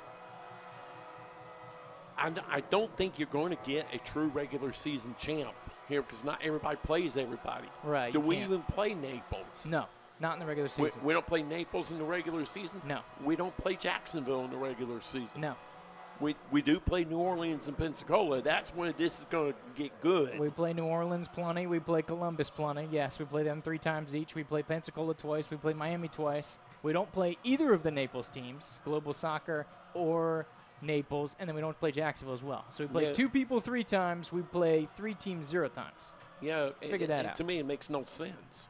Well, I'm sorry. You're right. You are correct. It doesn't make sense. It makes no sense. Yeah. Because if you want a true regular season champ going into the playoffs, you got to play everybody at least once. Absolutely. But there's a lot going on behind the scenes that unfortunately we can't express, and so that's just what it is. And right now we're having to deal with it. And we just go with how I just put it. Yep. There we go. And the second half is looking to get ready to rocking and rolling. So shout out to our boy Joe Ward bringing us the numbers, and he'll be keeping an eye on that on New Orleans Pensacola game, of course, that we got up next door. Should be good to go, so he'll be popping in. So if you hear us update that game, that's going to be credit to our man Joe Ward. But we're about ready to get this rocking and rolling. I'm ready for this second half, Trent, as we get prepared here for the second 45 minutes. All level here at Gene Cox Stadium here, the Coliseum of non-collegiate athletics here in the Big Bend of Florida, in the capital of the Sunshine State. Trent, as we get resumed back into action, you about ready to get this show back on the road here, Trent? Buddy, I never wanted to stop. I didn't want a halftime, but unfortunately, league rules were required to have one, so that's all right. I'll catch my breath for a moment. No changes here for TSC. We're we'll try to keep an eye out here for the visitors to see if anything evolves for them. As Leyva head to it off of the rule long ball. Back to Trice Smith. And I like that from the Battle Lions. Everybody was really chomping at the bit to get that first goal in the first half, so leave them out there and see if they can't get it here in the first 10, 15 minutes. There you go. Vivas will swing this one back, and a weird spin off the turf catches hands, so it'll be a free kick here for the visitors. As we hear the chat's piping off here, so shout out to the people out there. Bobby and Big Pal bringing the heat here, the support for Tallahassee, both here in stadium and on the stream. Always strong for this community, nonprofit 501c3. It is all that it is, Trent, a club of the people, for the people. By the people. By the people. Like this broadcast, so just a reminder to the visitors tuning in, there is a mute button at the bottom left-hand corner if you don't like the commentary. This is a hometown organized broadcast, so trigger warning for you there. We'll give respect to the team, as Columbus has been playing pretty good. And we do have a roster, which we were not provided last week from our visitors from South Florida. As Stewart on the advance here, tried to thread a through ball. Beautiful ball to Azar. Reinforcements. Vivas going into the box. Thompson coming in around late. Last touch by the visitors. Corner kick here for TSC. Less than 2 minutes into the second half. Garcia just had to see that one over the touchline. He was about to get beat. It's kind of a last-ditch effort from him just to see that out for a corner. So it'll be Fontanelli who takes him over on the far side here. So this will be a right-footed in-swinger for the Chico State man. Wearing number 10. Beautiful spin. Smith able to get ahead of it. Oh, Sasanka breaks out the bike. Gets a little contact here on the Columbus player, and he hugs it off here. You like the sportsmanship there from Sasanka? Yeah, I mean, that's tough, right? Because he's going for the bike, and he gets called for the high kick. It's like, well, yeah, I mean, he can't really bike it unless he's doing a high kick there. So, unfortunately, just a crowded box there and little contact there on the kick. Nothing malicious, though. Hard for the big 6'2" man to remain compact as well. Yeah, Trent. no kidding, dude. Of course, but you love the after contact acknowledgement there and care shown. He could have just walked away and gone back on defense, but acknowledged that he did kick him in the head and apologized for it. It was not intended, so. You can tell he works a little customer service, works at a local coffee shop out there in Sacramento. So he's got a little barista in the blood, There you Trent. go. So you got to have some service with a smile, especially if you're trying to get those tips. You and I know a little bit about that. There you go. Gonzalez back around here to Algalea. So it's the Sterling TU train here as we go Gonzalez, Algalea, Leyva. Put on the ground here. Service for Stewart at the Fontanelli. Run coming from Azar down to the corner, but Fontanelli wants to come near side, threads it through. Azar hand in the cookie jar. So welcome back if you're just joining us here for the second half of action here at Gene Cox Stadium in the beautiful city of Tallahassee. And para las familias de Diego Azar, Rafael Galea, Jose Vivas, John Varela y todos los otros Españoles y Latinos, ¿cómo están? ¿Qué pasa? Y hola desde Tallahassee. Lo siento, mi español es muy triste, pero estoy tratando de mejorar. Bienvenidos a Tallahassee Soccer Club en vivo, el mejor club de fútbol semiprofesional del mundo. Back in the 50 minutes of action. Give it up for Andrew Jupe, ladies and gentlemen. Of course, we got a lot of Spanish families tuning in, so want to identify with our people. Like we said, for the people. So they said, hey, make sure to give our Chilean, Argentinian, Spanish families some love out here. I mean, I want to give them love too, Jupe. I just can't roll my tongue like that. So thank you for doing it for the both of us. It was a little rough, so no compliments needing commending there. As an attack here from the visitors. Columbus with a dangerous spell, which we saw in the first half. So, although TSC has, you think, been in control here, Columbus, as long as this game remains 0-0, it's a little more and more unsettling here for the good guys in all white. Yeah, absolutely, Jude. They've still had plenty of chances themselves, and looks like we've got a player down over here. Far side, number 9, Micaiah. And then Rule's also taking a seat. He's getting some attention in his face. Like there was something in his eye. Of course, he's got his goalie gloves on. Might be like a contacts issue down here. So we have 2 Columbus players down. Micaiah back up. So an opportunity for TSC to get a water break. So some tactics. Shout out to the halftime festivities. The Bold and Gold program getting it going at halftime with the shoot around, and also shout out to the Wakulla United family for acting as the ball boys here this evening.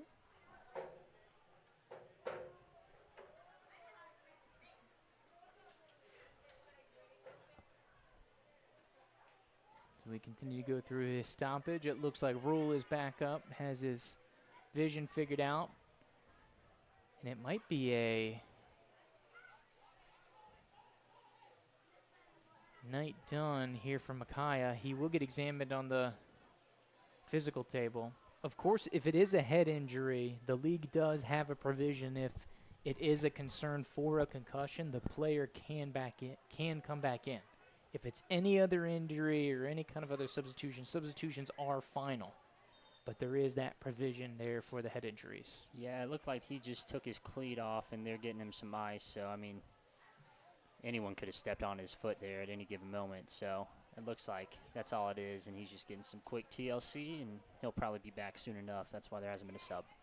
TLC from TOC. Shout out. Of course, the team behind the team, Tallahassee Orthopedic Clinic. Long-time sponsor here of your Tallahassee Soccer Club. Didn't Justin Laird work there? There you go. Of course, former Battle Lion, Kentucky great. Still involved with the club here. So cool to see. You gotta love the lineage of the Battle Lions, and especially those couple seasons, first time into the National League.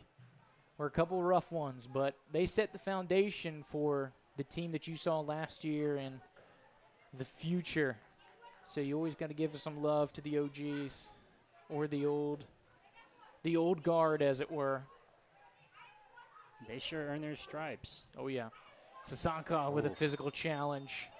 Secondary challenge coming in the front line. It's going to be a TSC free kick. As Azar got in a little collision here. So it's like a chain reaction. A fender bender is out there, Trent. Nothing short of physical tonight, Juke. Not malicious, you know, like nothing crazy warranting cards, really. Just players fighting for the ball, man, wanting to win this game. That's what you want to see here in this level of soccer. There you go. Service from Fontenelle, looking for Sasanka. A little short of connecting with him. Stewart putting in a nice battle here. Able to chop it down to Sasanka. He tries to touch it past his defender, but the visitor is able to take it away. Spins out of it, does Kawada. And the visitors will launch this one out of play. So quick throw-in will go all the way back to Gonzalez.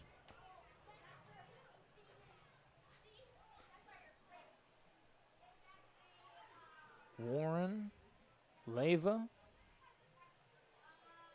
As all five of the players here at the back end, starting all of it. Physical challenge as Stewart wears it over on the far side.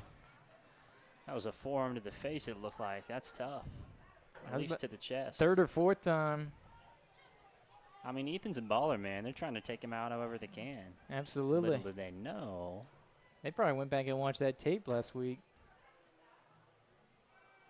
Who's going off? Oh, dangerous positioning here. Columbus with some man. positioning. Holy And cow. Sasanka What a box wins the out. free kick here for TSC. And he just popped right back up. He is a very, very strong player, Juke. Zane provides a physical presence. Talked about the intensity that's picking up here. It's no accident. He's a grinder. He's a ball winner. And he's going to get in there.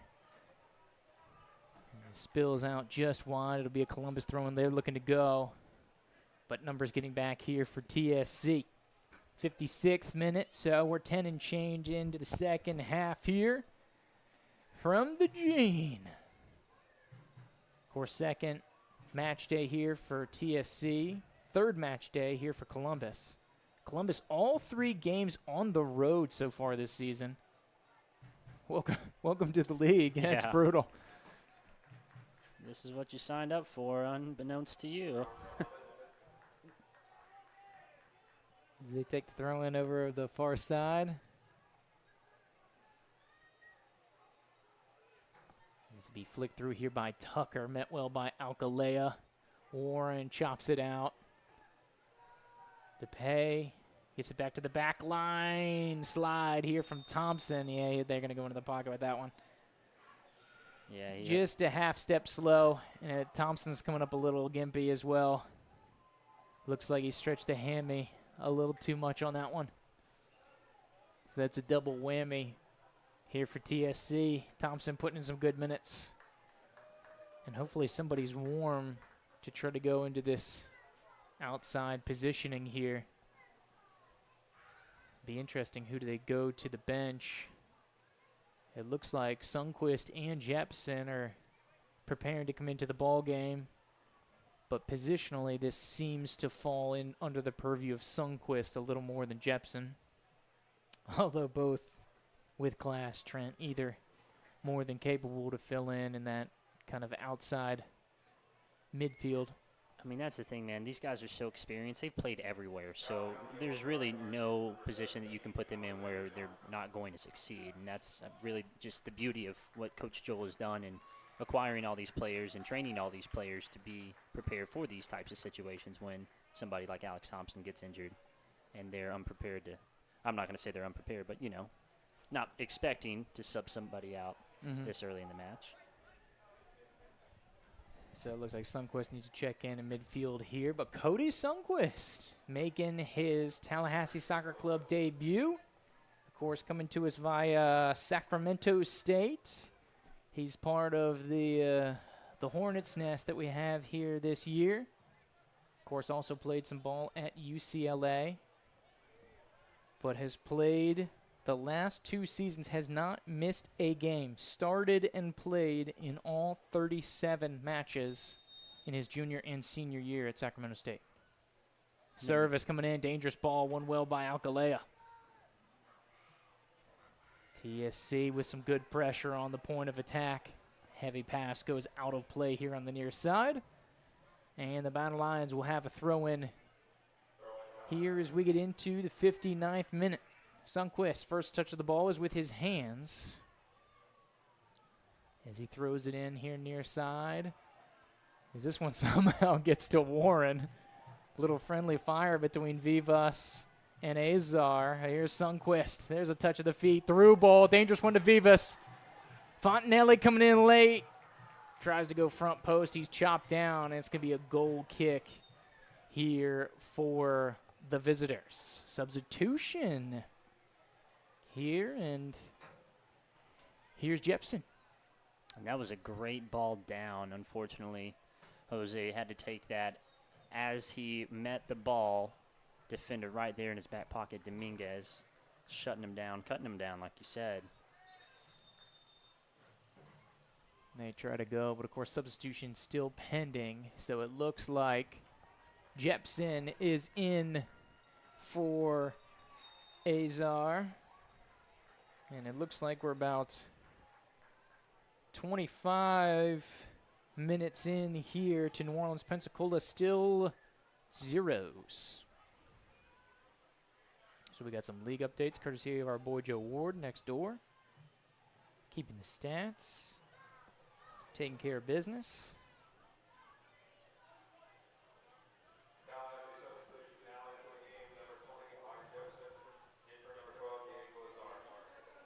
So squared off here for the visitors. As TSC once again tries to shape up.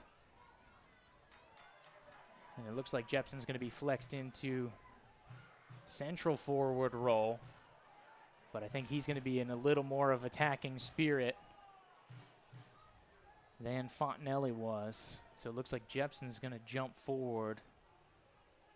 And they're going to flare Fontanelli out. Or excuse me, Fontanelli's going to stay central. They're going to put Jepson. So clean substitution on both transactions by mistake. Jepson out here going to be on the right side, pressuring Rule there in goal. Just barely gets it off. 21st minute.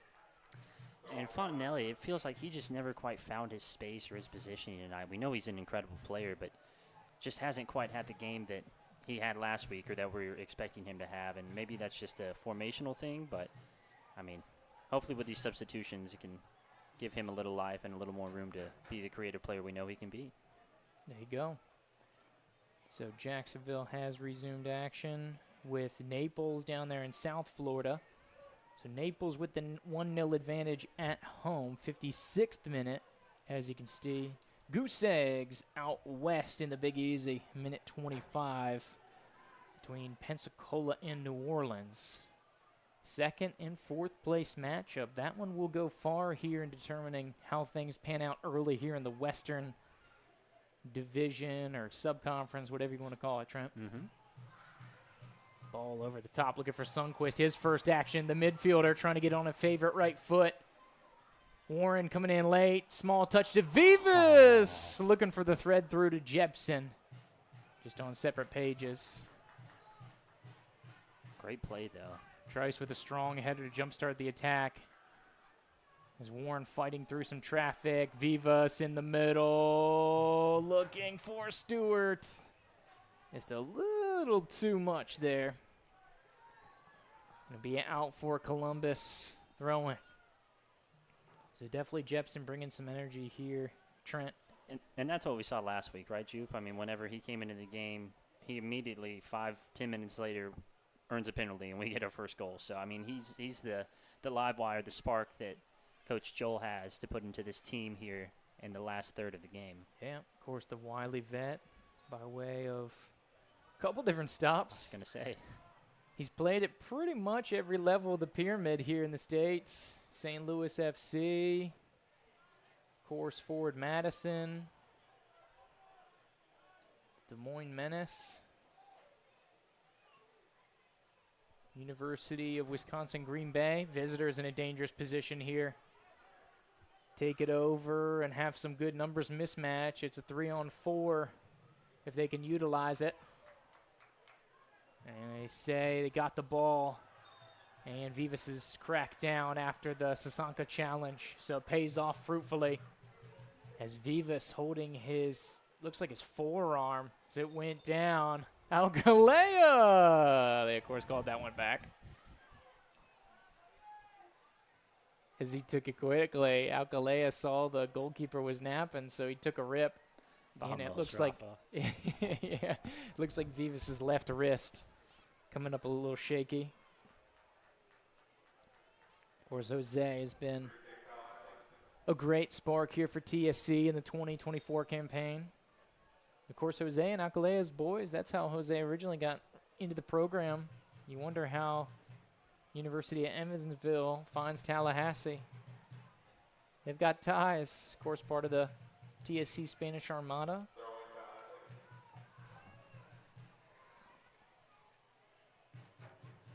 Sasanka a little outside of the right foot. He tried to thread it through. Fontanelli, great job to keep it in. Go back to Trice Smith. Him and Joe Warren are so good at that outside of the foot pass. Jepson. Here to Sundquist, who's coming at the right. Outside midfield. Vivas attacking position on his left foot. Strong shot. Defender in position, but a dangerous space that Vivas has a habit of getting into. That's like the third or fourth time tonight, Juve, that Jose has been right there, just inches away from getting a goal. You got to think if the defender doesn't cut that out. And how about the control, the vision from Sundquist to not feed into the corner, but come back against the grain. Yep. Left-footed delivery, in-swinger here for Vivas to handle. Fontanelli a corner. It's a low screamer. Vivas tries to flick it on. Jepson one-times it with the left foot from 15. Secondary ball. Smith goes down. Jepson tries to thread it through Fontanelli. And it looks like they're going to call back play here. A shot to the head of Trice. He said, hey, he's throwing around these elbows. Ref doesn't want to hear it here. 66 minute of action, 2/3 of the way home. And looks like it'll be a free kick awarded to Tallahassee. It was an incident unrelated to the Trice Smith, and this one is dead center, 25 yards out. Green light right here, Jupe. This is the money zone. The thing is, you got to put 4 in the wall here in the middle of the park. Keeper's got to pick a side, though. Looks like 5 in the wall. Yeah, you got to go at least 4. And then you're in a player personnel standpoint. Then you can't cover everybody. Say 5 in the wall, 5 loose. Vivas on top of it, it looks like. Vivas and Jepson is in the area.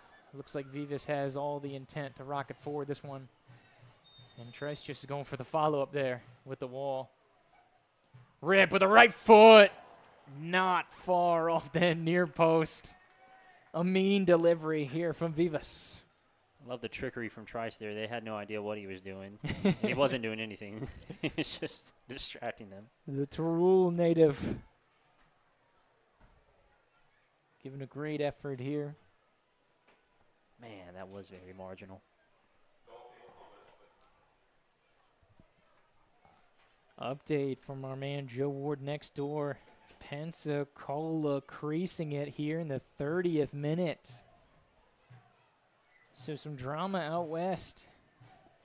This league continues to intrigue Trent. Never short of drama. That'd be an upset. Not a huge one, though. 4-2. As far as the table is concerned, actively, yes. 68th minute. Here at the Gene. We're waiting for a goal, Trent. Hopefully we can get one here in the next couple minutes. Hopefully it's our guys. Speaking of New Orleans, this has the feel of those series of 0-0 / draws that we've had with New Orleans. Don't say that. Over the last 3 years since joining the National League. Here it is. Vivas wants to say otherwise. 30 yards from frame. Sundquist wide open here on the near side. Ball on the ground. Beautiful delivery. Almost gets through to Stewart. He's tracking back. Sasanka. Big Sasanka challenge. And it was last huge. touched by the visitors. Man. He loves a good slide. And that's exactly the type of player you need in the center of the pitch. One that can go sideline to sideline and slide like that. Make the other team think twice about pushing the ball down the field on the dribble. Played out wide. Sundquist, a beautiful little piece of individual class. Jepson with the hesitation. He says, I'm going to take this one to the corner, see what happens. Tries to chip it off the defender. It gets through the first player and controlled by the visitors. Here, 20 yards from goal. Sasanka, Warren, trap it in. No escape here for Columbus. Vivas, 20 yards out. Left-footed shot doesn't get through the wall of yellow, and Rule will skip it up off the turf as we get into minute 70. Columbus playing tough tonight, Jupe. I mean, they've had plenty of chances. They're just as, close to scoring in this game as TSC is, I feel like. So, certainly not an easy opponent by any means. I mean, realistically, big picture, you would feel a little disappointed to come away with a draw. But I don't think unfair at this juncture. I mean, sure, because you think, this is Columbus's first year. They're not going to be at the level the TSC has been building for the last 5-6 years at this point. But, I mean, they're right here with us, man. It's anyone's game. So you almost feel like you kind of got away with one if you get a draw because they've had a couple of really scary chances in this game. Threads it through here, front line. Warren, Jepson, secondary ball. Stone Cold Stewart on this one. Sundquist able to track it down. He's got a little bit of a avenue here in the park. He'll switch it back here to Stewart. On the ground, screamer. Secondary ball with the left. And he wins a TSC corner. Well done. Sends a great ball in with his right. 2 seconds later, boom, sends a perfect ball in again with his left. Does it all, both feet, like you said. Social media, he had a good interview with the Yeah, he did. the junior reporters here in town. Said Dad made him use the left foot, serving him well here, collegiately and in the semi-pro game. As we resume action, Stewart drops it off to Fontanelli as he's in a deep position. We'll take it all the way back to Gonzalez. He'll send it over the top looking for Sundquist, the Redwood City native.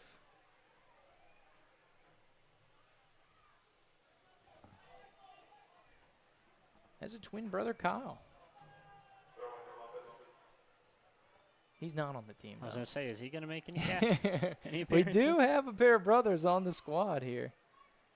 Of course, the Wilcott brothers from Sacramento State. They're part of the Hornet family, Jared and Robert. So we may see Robert, who's in the 18 today. He's a freshman, Sacramento State, but he's been making some noise. Was part of the LAFC Academy out west. This one's taken away from Sasanka, 30 yards from goal, threads it through to Fontanelli. Secondary ball to Jepson, onside. They say play on. 15 yards from goal. Columbus just blasts it out of danger. And it'll go all the way back into Gonzalez's possession here, 18 yards from goal. Sanka with a little behind the back action there.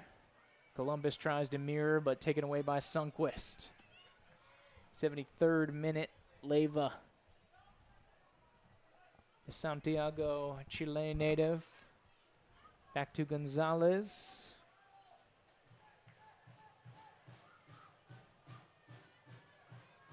This one, everybody getting a little fancy here in the second half, Trent. Both teams breaking out some individual class.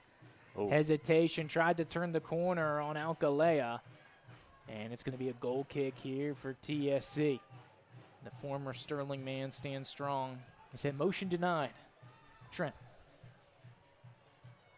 The verdict's still out on this game, though, Ju. There you go. He's proud of that one. Who? As he threads it out through to Trace Smith, and this is going to be blasted out of play. TSC throw. Smith wants to show a little pace here, minute 74. Crowd getting loud and proud. They're still here. There you go. Still churning. Staying up late, trying to see a goal. There you go. Hopefully a battle line goal. True. Preferably. Been a back and forth contest here for TSC, waiting for that moment of brilliance. I think it took us till minute 70, if I'm not mistaken, right around there to get it last week. Might have been a little earlier. No, that feels about right. But it was about this juncture when Jepson came on here. I think it was in the 60s, and a couple minutes later, TSC found pay dirt. Jepson once again on the field. But scoreline still at 0. Oh, my goodness, dude. So Jepson and Sundquist have come into the game. The only changes, Jepson's going to be the right forward here in the 3-5-2. This one deflects off of Sasanka, and Vivas a little half chance here, but gets deflected by the Columbus player.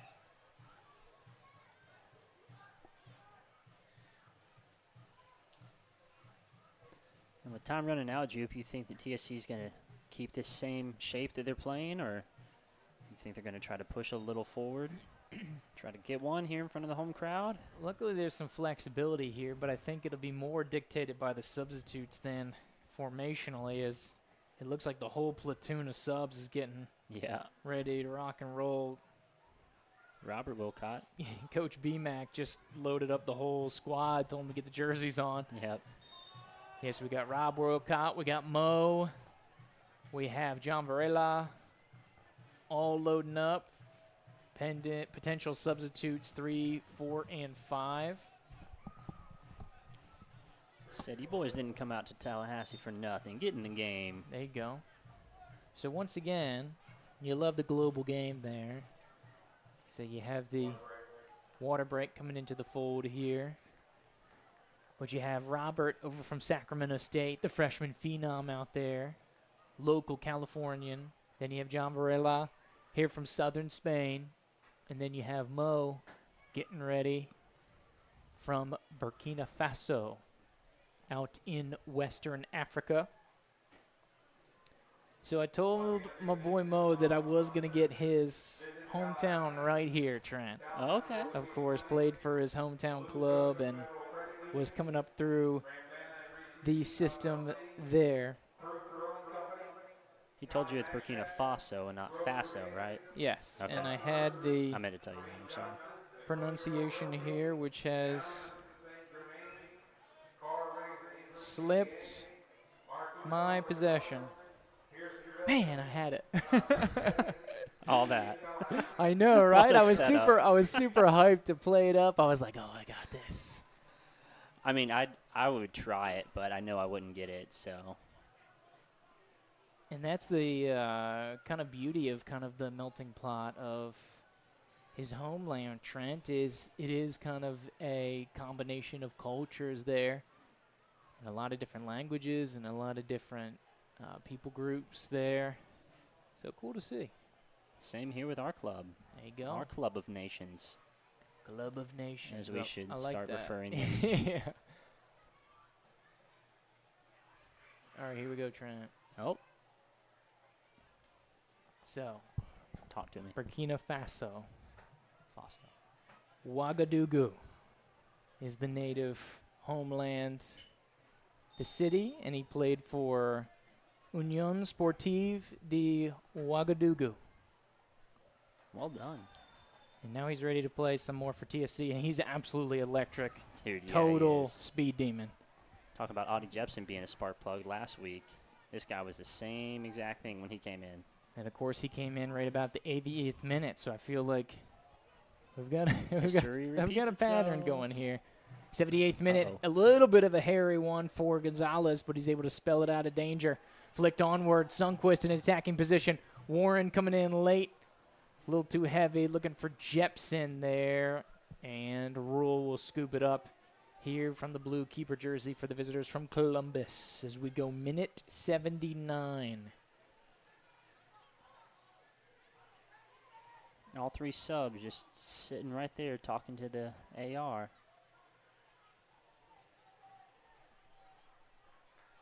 Sitting on go.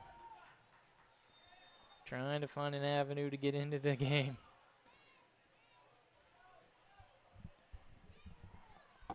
I don't know if Trice is coming off or he's stealing some water here. Great round of applause. Trice, a hometown favorite. So we have the platoon substitution. So Robert Wilcott coming into the match. Another Sacramento State man. Looks like that's Ethan on the far side walking off, as well as Joe Warren. So it looks like Warren, taking the long way home. Warren, Stewart are off. And here comes Mo. Affectionately known as Mo around the club. No money, no problems. There you go. He's feeling the playlist. A lot of Biggie in the pregame playlist Back here. to back earlier. I yeah, couldn't believe man. it. It must be some of these older guys getting in and throwing a little out there. As we resume action. So it looks like Varela is going to come in at the left back positioning there for Trice, which one match that we saw Trice come off early. As we have Wilcott and Mo coming in. And they're going to send Mo up Look on at the all front this line pressure. here with Jepson. As you get fresh bodies. Here comes Jepson emerging. And Mo has an opportunity! Almost! For the pride of Ouagadougou. So close. He was off, but Audie had to play the ball because he lost his balance on the challenge and was falling down. He wasn't going to be able to dribble it in at the goalie one-on-one, but I thought it was offside. Maybe they're calling the foul, and ref was playing the advantage. Okay, forgive me. Yep, so they're calling the foul. So this one's coming back. I don't know For anything. a TSC free kick. It's going to be 28 yards from frame. Jepson on top of it. Fontanelli also in the area. 5-man wall. And it looks like Jepson's seeing this one the whole way. He wants a crack at it. Tries to dust it off. Back for the St. Louis FC days. 81st minute. Jepson going near corner. In an absolute beauty. I think it was a little bit of Midwest nice, Trent. Not the way that people use it this often, but Audie Jepson pushing the scoreboard forward just like he used to at Madison, Trent. And TSC has broken the deadlock. 81st minute, Austin Audie Jepson. And for match day 2, it's a TSC goal.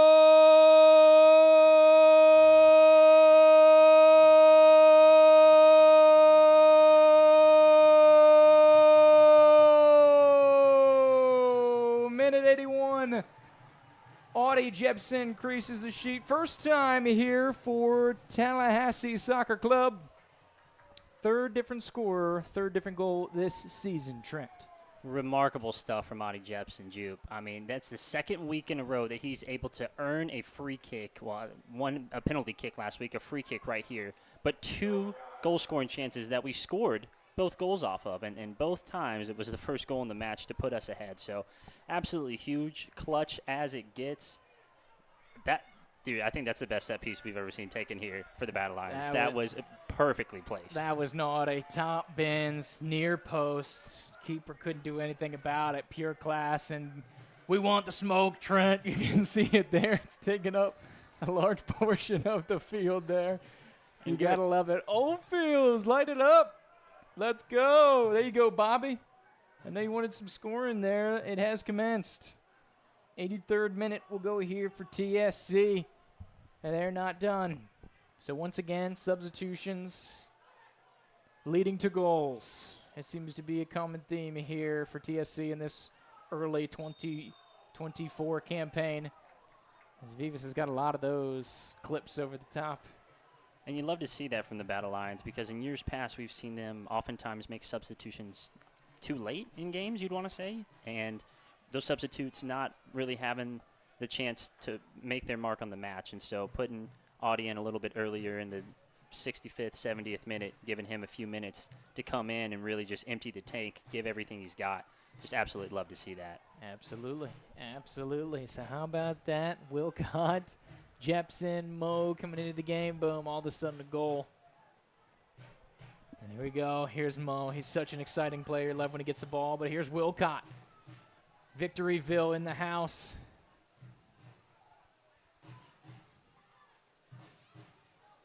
Of course, on the plane. A lot of the Western expansion coming east here, Trent. A heavy contingent of the 916 here in the 850. Advancing play. This is dangerous from Columbus. An opportunity, full stretch.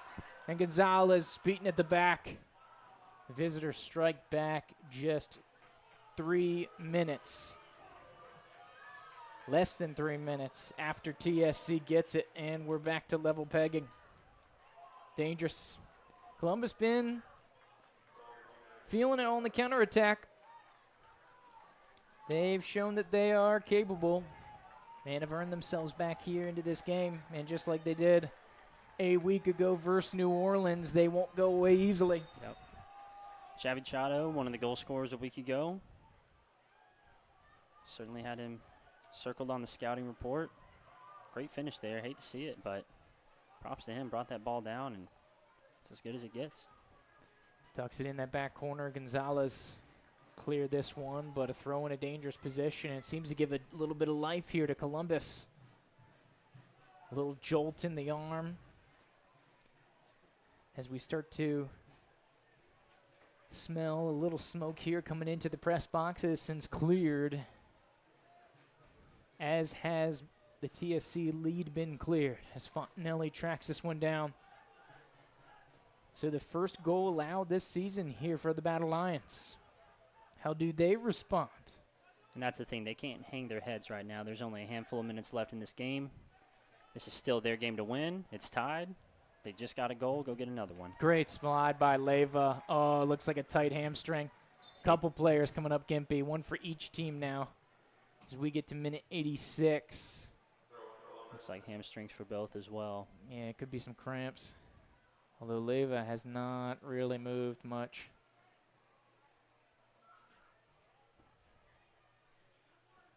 Of course, Leyva had a great game so far here defensively for TSC.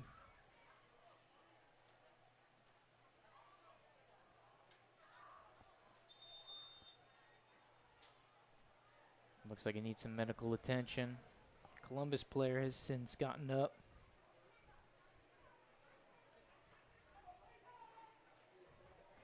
Of course, in his graduate year, along with Diego Azar. Scoring update here. Naples gets a second 2-0 on Jacksonville. They now lead at home. And Pensacola, New Orleans goes to the half. 1-0 in favor of the Pelicans. So 3 goals circle around the state in about a 5-minute period. 2 here and 1 down in Naples. As we get into the intense part of the match here. The crux of it. Same guy down again. As it looks like Leyva's coming off, and they're getting a substitution here for Columbus. So Leyva will take a seat.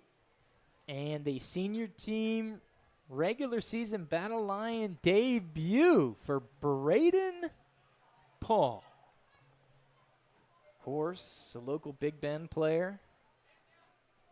Local Big Bend baller. Yeah, man. I think he was the 2023, the 22-23. Not this past season, but the previous soccer season over the winter here.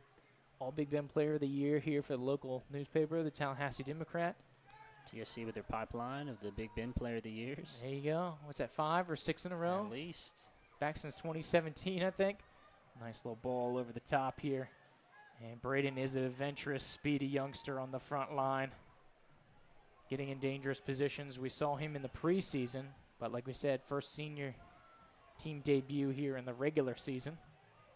This one's back to Alcalea. And it's an interesting posturing with Paul coming up top here for Leyva. It looks like Sundquist has fallen into kind of this right back position as they want to throw Paul forward, and Sundquist filling the void here defensively. We get into minute 89 here. The visitors leveling things off less than 3 minutes after TSC taking the advantage. Looking for Paul on the top line. He'll chase that one back. Columbus now looking to go on the counterattack. Fontanelli giving chase. Great pressure by him. He'll win a TSC throw-in. He'll go quickly to Mo.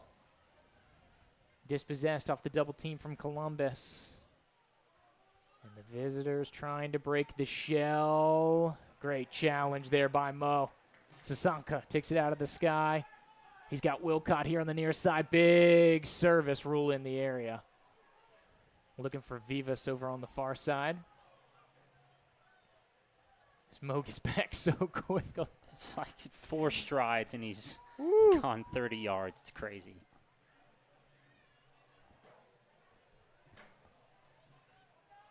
Over the top. Yep. Columbus playing direct, but offside. I believe that's the goal scorer.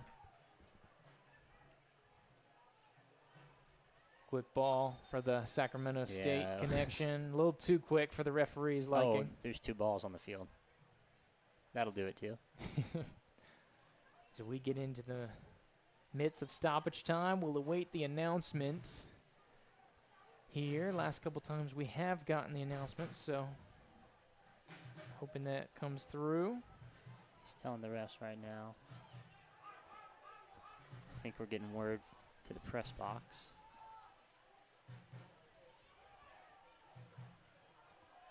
Pressure on the keeper here. 6 minutes additional stoppage time. Good for TSC. Try to get one back here. Going down in the box. Got to get back on defense. TSC's a little stretched here. Columbus has one on the back. Arriving late. Onside flag stays down. TSC is a little twisted here. The visitors getting it on frame. Gonzalez up to the task. Into stoppage time we go. Prescribed 6. Wilcott with space for TSC Battle Lions in attacking position. And this one's going to be won back here by Columbus. Paul pursuing, trying to trap the visitors in the box here. They're able to escape. Fontanelli and Sundquist will team up to free this one. Sasanka splits a double team, makes a third miss, and he's chopped down. Jepson wants to go quick, but referee wants to pull it back. Player goes down for Columbus inside the circle. And it looks like they'll get some medical attention. So we were prescribed 6, but as we have the break with 91-20 here, we'll probably get a little bit added to the mix. Fontanelli will have a talk here with the referee. So, of course, Rafa and the boys getting a much-deserved pseudo water break here. Of course, Wilcott will come over, get some water as well.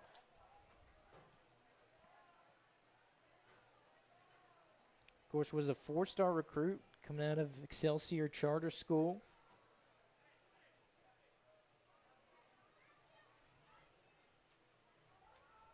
Played in the U13 CONCACAF Champions League.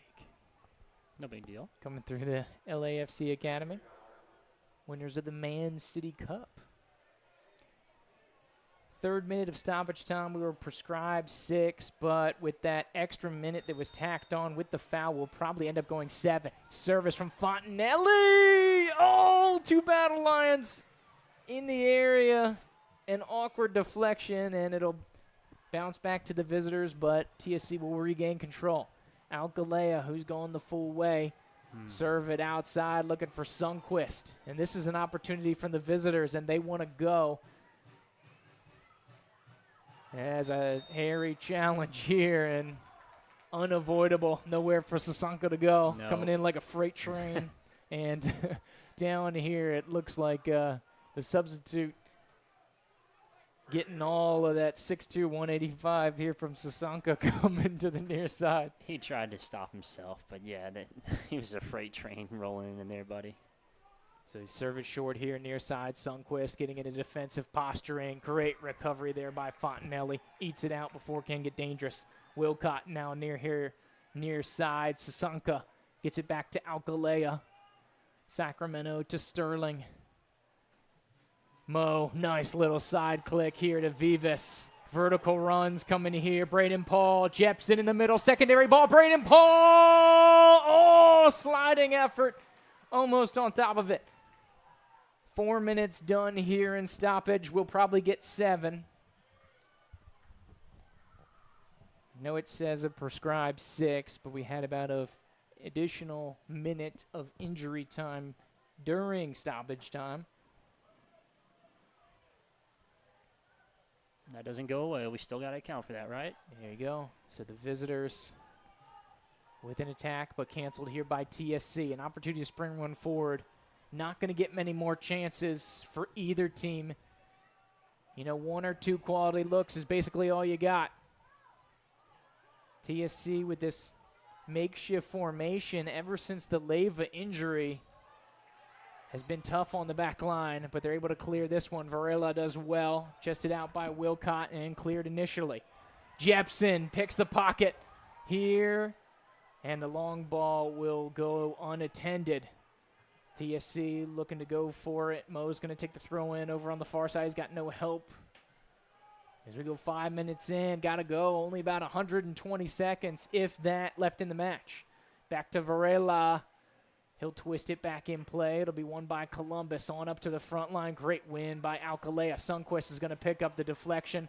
Some wild side spin out to Wilcott. Jepson, or Vivas looking to the corner. Jepson holding up the front line. A lot of vertical runs here for TSC. A little bit of class. Vivas. Jepson almost gets a toe to it. Stretched. Saksanka takes a 40-yard hit that twists wide of frame. Need to get a ball in as this one's coming up on empty. I love that shot. Keeper's offline. If it's on target, it's a goal. Mm-hmm. He's got to take it quick, too. It's tough, but. Yeah, Carr's about to run out of gas as TSC's trying to get 3 points to the finish line, but got maybe a minute, depending how generous the referee is. And it looks like we'll have a free kick. Yellow on the new substitute, 15. So it's the third yellow of the game, second one on Columbus. And so this is probably going to be the last chance to dance here for TSC as we're up above 6 minutes.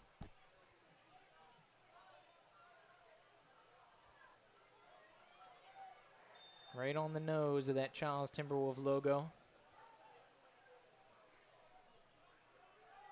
Service from Fontenelli, a lot of backspin on that one. It's going to get to Sasanka, deflect through, and that may be it if they decide to play it long. Ref lets it ride here. Oh, done well by Fontenelli to keep that one in play. Varela will touch it last. And we're up to the 7-minute mark, so we have gotten to the 6 minutes of stoppage time and the added minute for the additional injury time. So at any moment, this one's about to go final. Chipped over the top. Here, Columbus. Sundquist defending, long touch, will be out for a goal kick. Center ref doesn't bother to check the watch. He'll keep it rolling. Gonzalez plays quickly, and that's all she wrote. So TSC remains undefeated, but no longer the perfect season as we go full time here with the visitors from Georgia. Level pegging, one apiece. And that's tough. You know, that feels like one that got away.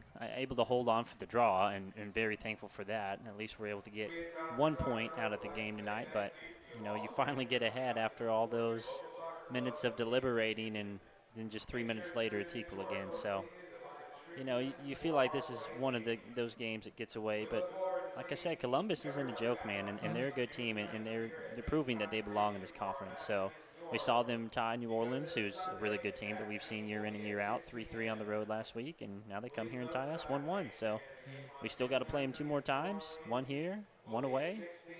I like what we saw out of the boys tonight, and this is still a unit that's still learning to grow and play together as a whole. So I don't know. The sky's the limit here for this Battle Lion team, but you still hate to only get a point out of this one tonight, Joe. And I think this kind of speaks to what is the new league, is we have these new teams here, but I think it's going to be a tough fight all the way through. And this is going to really bring the table together because you think about the top teams. So this will bring Tallahassee down to 2 points per game. It'll get Columbus a little closer to 1. New Orleans right now trailing Pensacola. So that'll take New Orleans underneath 2 points per game. So really compacted. You have Naples who will jump up, and so they're going to add some to the mix. And so things are going to get really tough, and it's going to be an absolute battle. I think the East, I think I know the 2 best teams, but out here in the Wild West, between the 4 teams, we're talking Columbus, we're talking New Orleans, we're talking Pensacola, we're talking Tallahassee.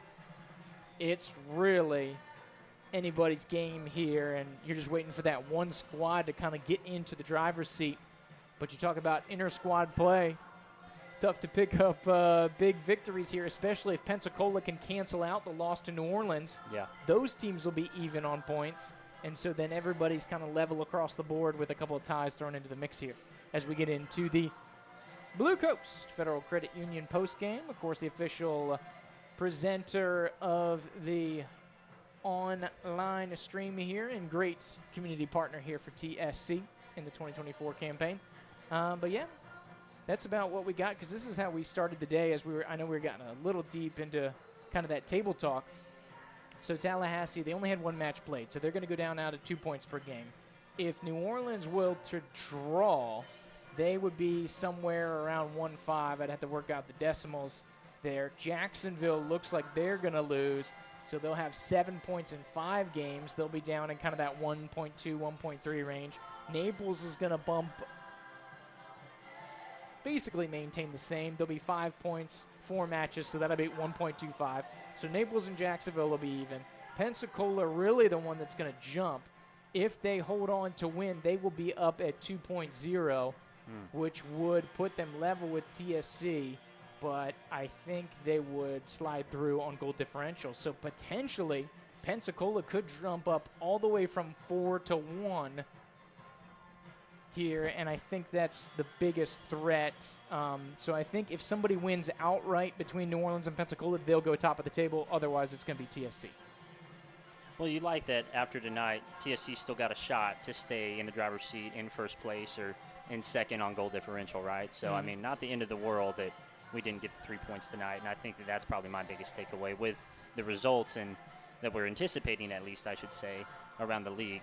Hopefully those will bode well for us. Yeah, and of course this was the beginning of the day, so we want to take that kind of into account. So be weary of that as you look at this. Things will be changing within the next hour or maybe 2 hours, depending if that Global Soccer Pathways Miami game ever gets underway, which was scheduled to start at 9, has not begun yet. That's a whole different conversation. Trent, anything else from you before we run some numbers with our man Joe Ward? No, that's it for me. If we get going on that, I won't stop. So. All right, and there we go. So we'll keep on rolling here as we cruise through the Blue Coast Florida Credit Union post-game report. And, of course, 2-0 Naples still leading Jacksonville late. We have 1-0 Pensacola over New Orleans at the half. Just coming out of halftime as Joe Ward joins us. And then, of course, we're standing by to see where that Global Soccer Pathways Miami game takes us. But that's where we have here tonight. Joe? What are the numbers telling us here from the second half of action? For the total for the night, free kicks was 17-21 Tallahassee, 8-12 Tallahassee in the second half. Goal kicks was 3 each. They both finished with 7. Shots on goal, Tallahassee had 8 shots on goal. Columbus with 7. Saves was 4-3 Columbus. Fouls was 21-17 Columbus. Corner kicks 5-1 Tallahassee, and side outs was 42-30 Tallahassee. It's not a loss. True, but you kind of have this little bad taste in your mouth here, because like we talked about at halftime, Tallahassee had better shot. Had better opportunities in the first half here, but it's not a loss. And they do, and correct me if I'm wrong, they do get a point for a tie. There you go. Here, and it was listening to y'all talking about the goal differential. I would not worry about that just yet. Right, that comes into play. Obviously, it's a tertiary tiebreaker, but when you're trying to make differential and you're jockeying for position, it's something that we're considering here. So it's something that exists, but obviously not a leading priority. But it also goes to the schedule mismatch between the different teams without going completely into that other conversation that we talked about a little bit earlier, that there's not the equity there. So the goal differential, I think, will start coming into play a little bit after we have played both New Orleans and Pensacola for the first time. Yeah, well, I mean, we don't play some of those other teams at all when you look at the table, the proper table as a large. But like you said, another issue, and so TSC still undefeated this season, but of course off of that 3 points per game average as they will slide back into the mix here of the rest of the table, and it's becoming increasingly compact here, Joe. Absolutely. So as we go forward here, just a quick glimpse here as you want to check out the regular schedule. So TSC is going to be on the road. So still 3 home matches. So if you're looking for some tickets, don't be afraid to scan the old QR code there. That'll send you to the link. Sunday, Wednesday. We have 3 more home matches here for you today. New Orleans, Pensacola, and Columbus coming to town. So those are home games exclusive. But we take a look at the picture of the schedule as a whole. Next one on the slate. The boys have to turn it around early, so this is where we get into a lot of the compact schedule here. Got to head out to Pensacola for a little 8-5-0 cup match here Wednesday. The boys will be on the road. Big match, plain and simple. And they're winning tonight out in New Orleans. And then we meet New Orleans a few days later. So this is fixing to get real good. Absolutely. Of course, if if Pensacola wins, they'll go top of the table. If New Orleans wins, they'll go top of the table. If the 2 teams tie, TSC will stay top of the table based on that points per game ratio that we have here today. So a lot at stake going here, Joe, in the early jockeying positions here. But TSC going to have a couple road trips in a couple days, out to Pensacola, coming back, out to New Orleans on Saturday, coming back. I think the next 5 games, I think, will go a long way to determining Tallahassee's fate. Mm-hmm. Here, when you consider it's Pensacola and New Orleans next on the road, then the 2 come here, and then on Wednesday, June 19th, we go back out there. And then we got these 3 games after that could be interesting by then. Yeah. Absolutely. And you wonder, especially down the stretch, where Columbus is, especially if Columbus can maintain in the conversation in here and try to press the issue towards the playoffs. 2 games. We go Saturday to Wednesday with Columbus. We'll go up there on Saturday and then come back down here on Wednesday, the 26th of June. And those could be 2 big matchups and kind of determining what the teams out of the West are doing. And do not forget June 29th, a Saturday, down at the 305. Yeah, way down there. Absolutely, Joe. Don't forget about that. That could be monster by then. There you go. So we still have those 3 home games. New Orleans, Pensacola, Columbus coming back to us, because, of course, we play them 3 times this year. So come on out to TSC home game. Family entertainment, affordable. Food trucks. We had Granny's Fried Chicken, Deja Vu, and the Sugar Fix out here bringing the action. And they had to put Granny's in a different location tonight. There you go. Always good to have some big fried chicken here. And then, of course, the Sugar Fix is going to be around getting after it. Got to have the snow cones for the people. It gets hot out here. Yeah, you gotta have the snow cones. What's the game without a snow cone? There you go. We're speaking my language here, Joe. Speaking my language. So as we go through here, we want to give a shout out to all our community sponsors here. Of course, we have the title sponsors. Visit Tallahassee. Tallahassee Orthopedic Clinic. Official streaming partner, Blue Coast Federal Credit Union. Tally Mac Shack. Proof Brewing Company, which, of course, you can catch a post-game down at Proof. They're staying open a little later. Go meet the players. Go meet the coaches. The TSC family getting together down there just off of Monroe Street here, right in that Cascades area.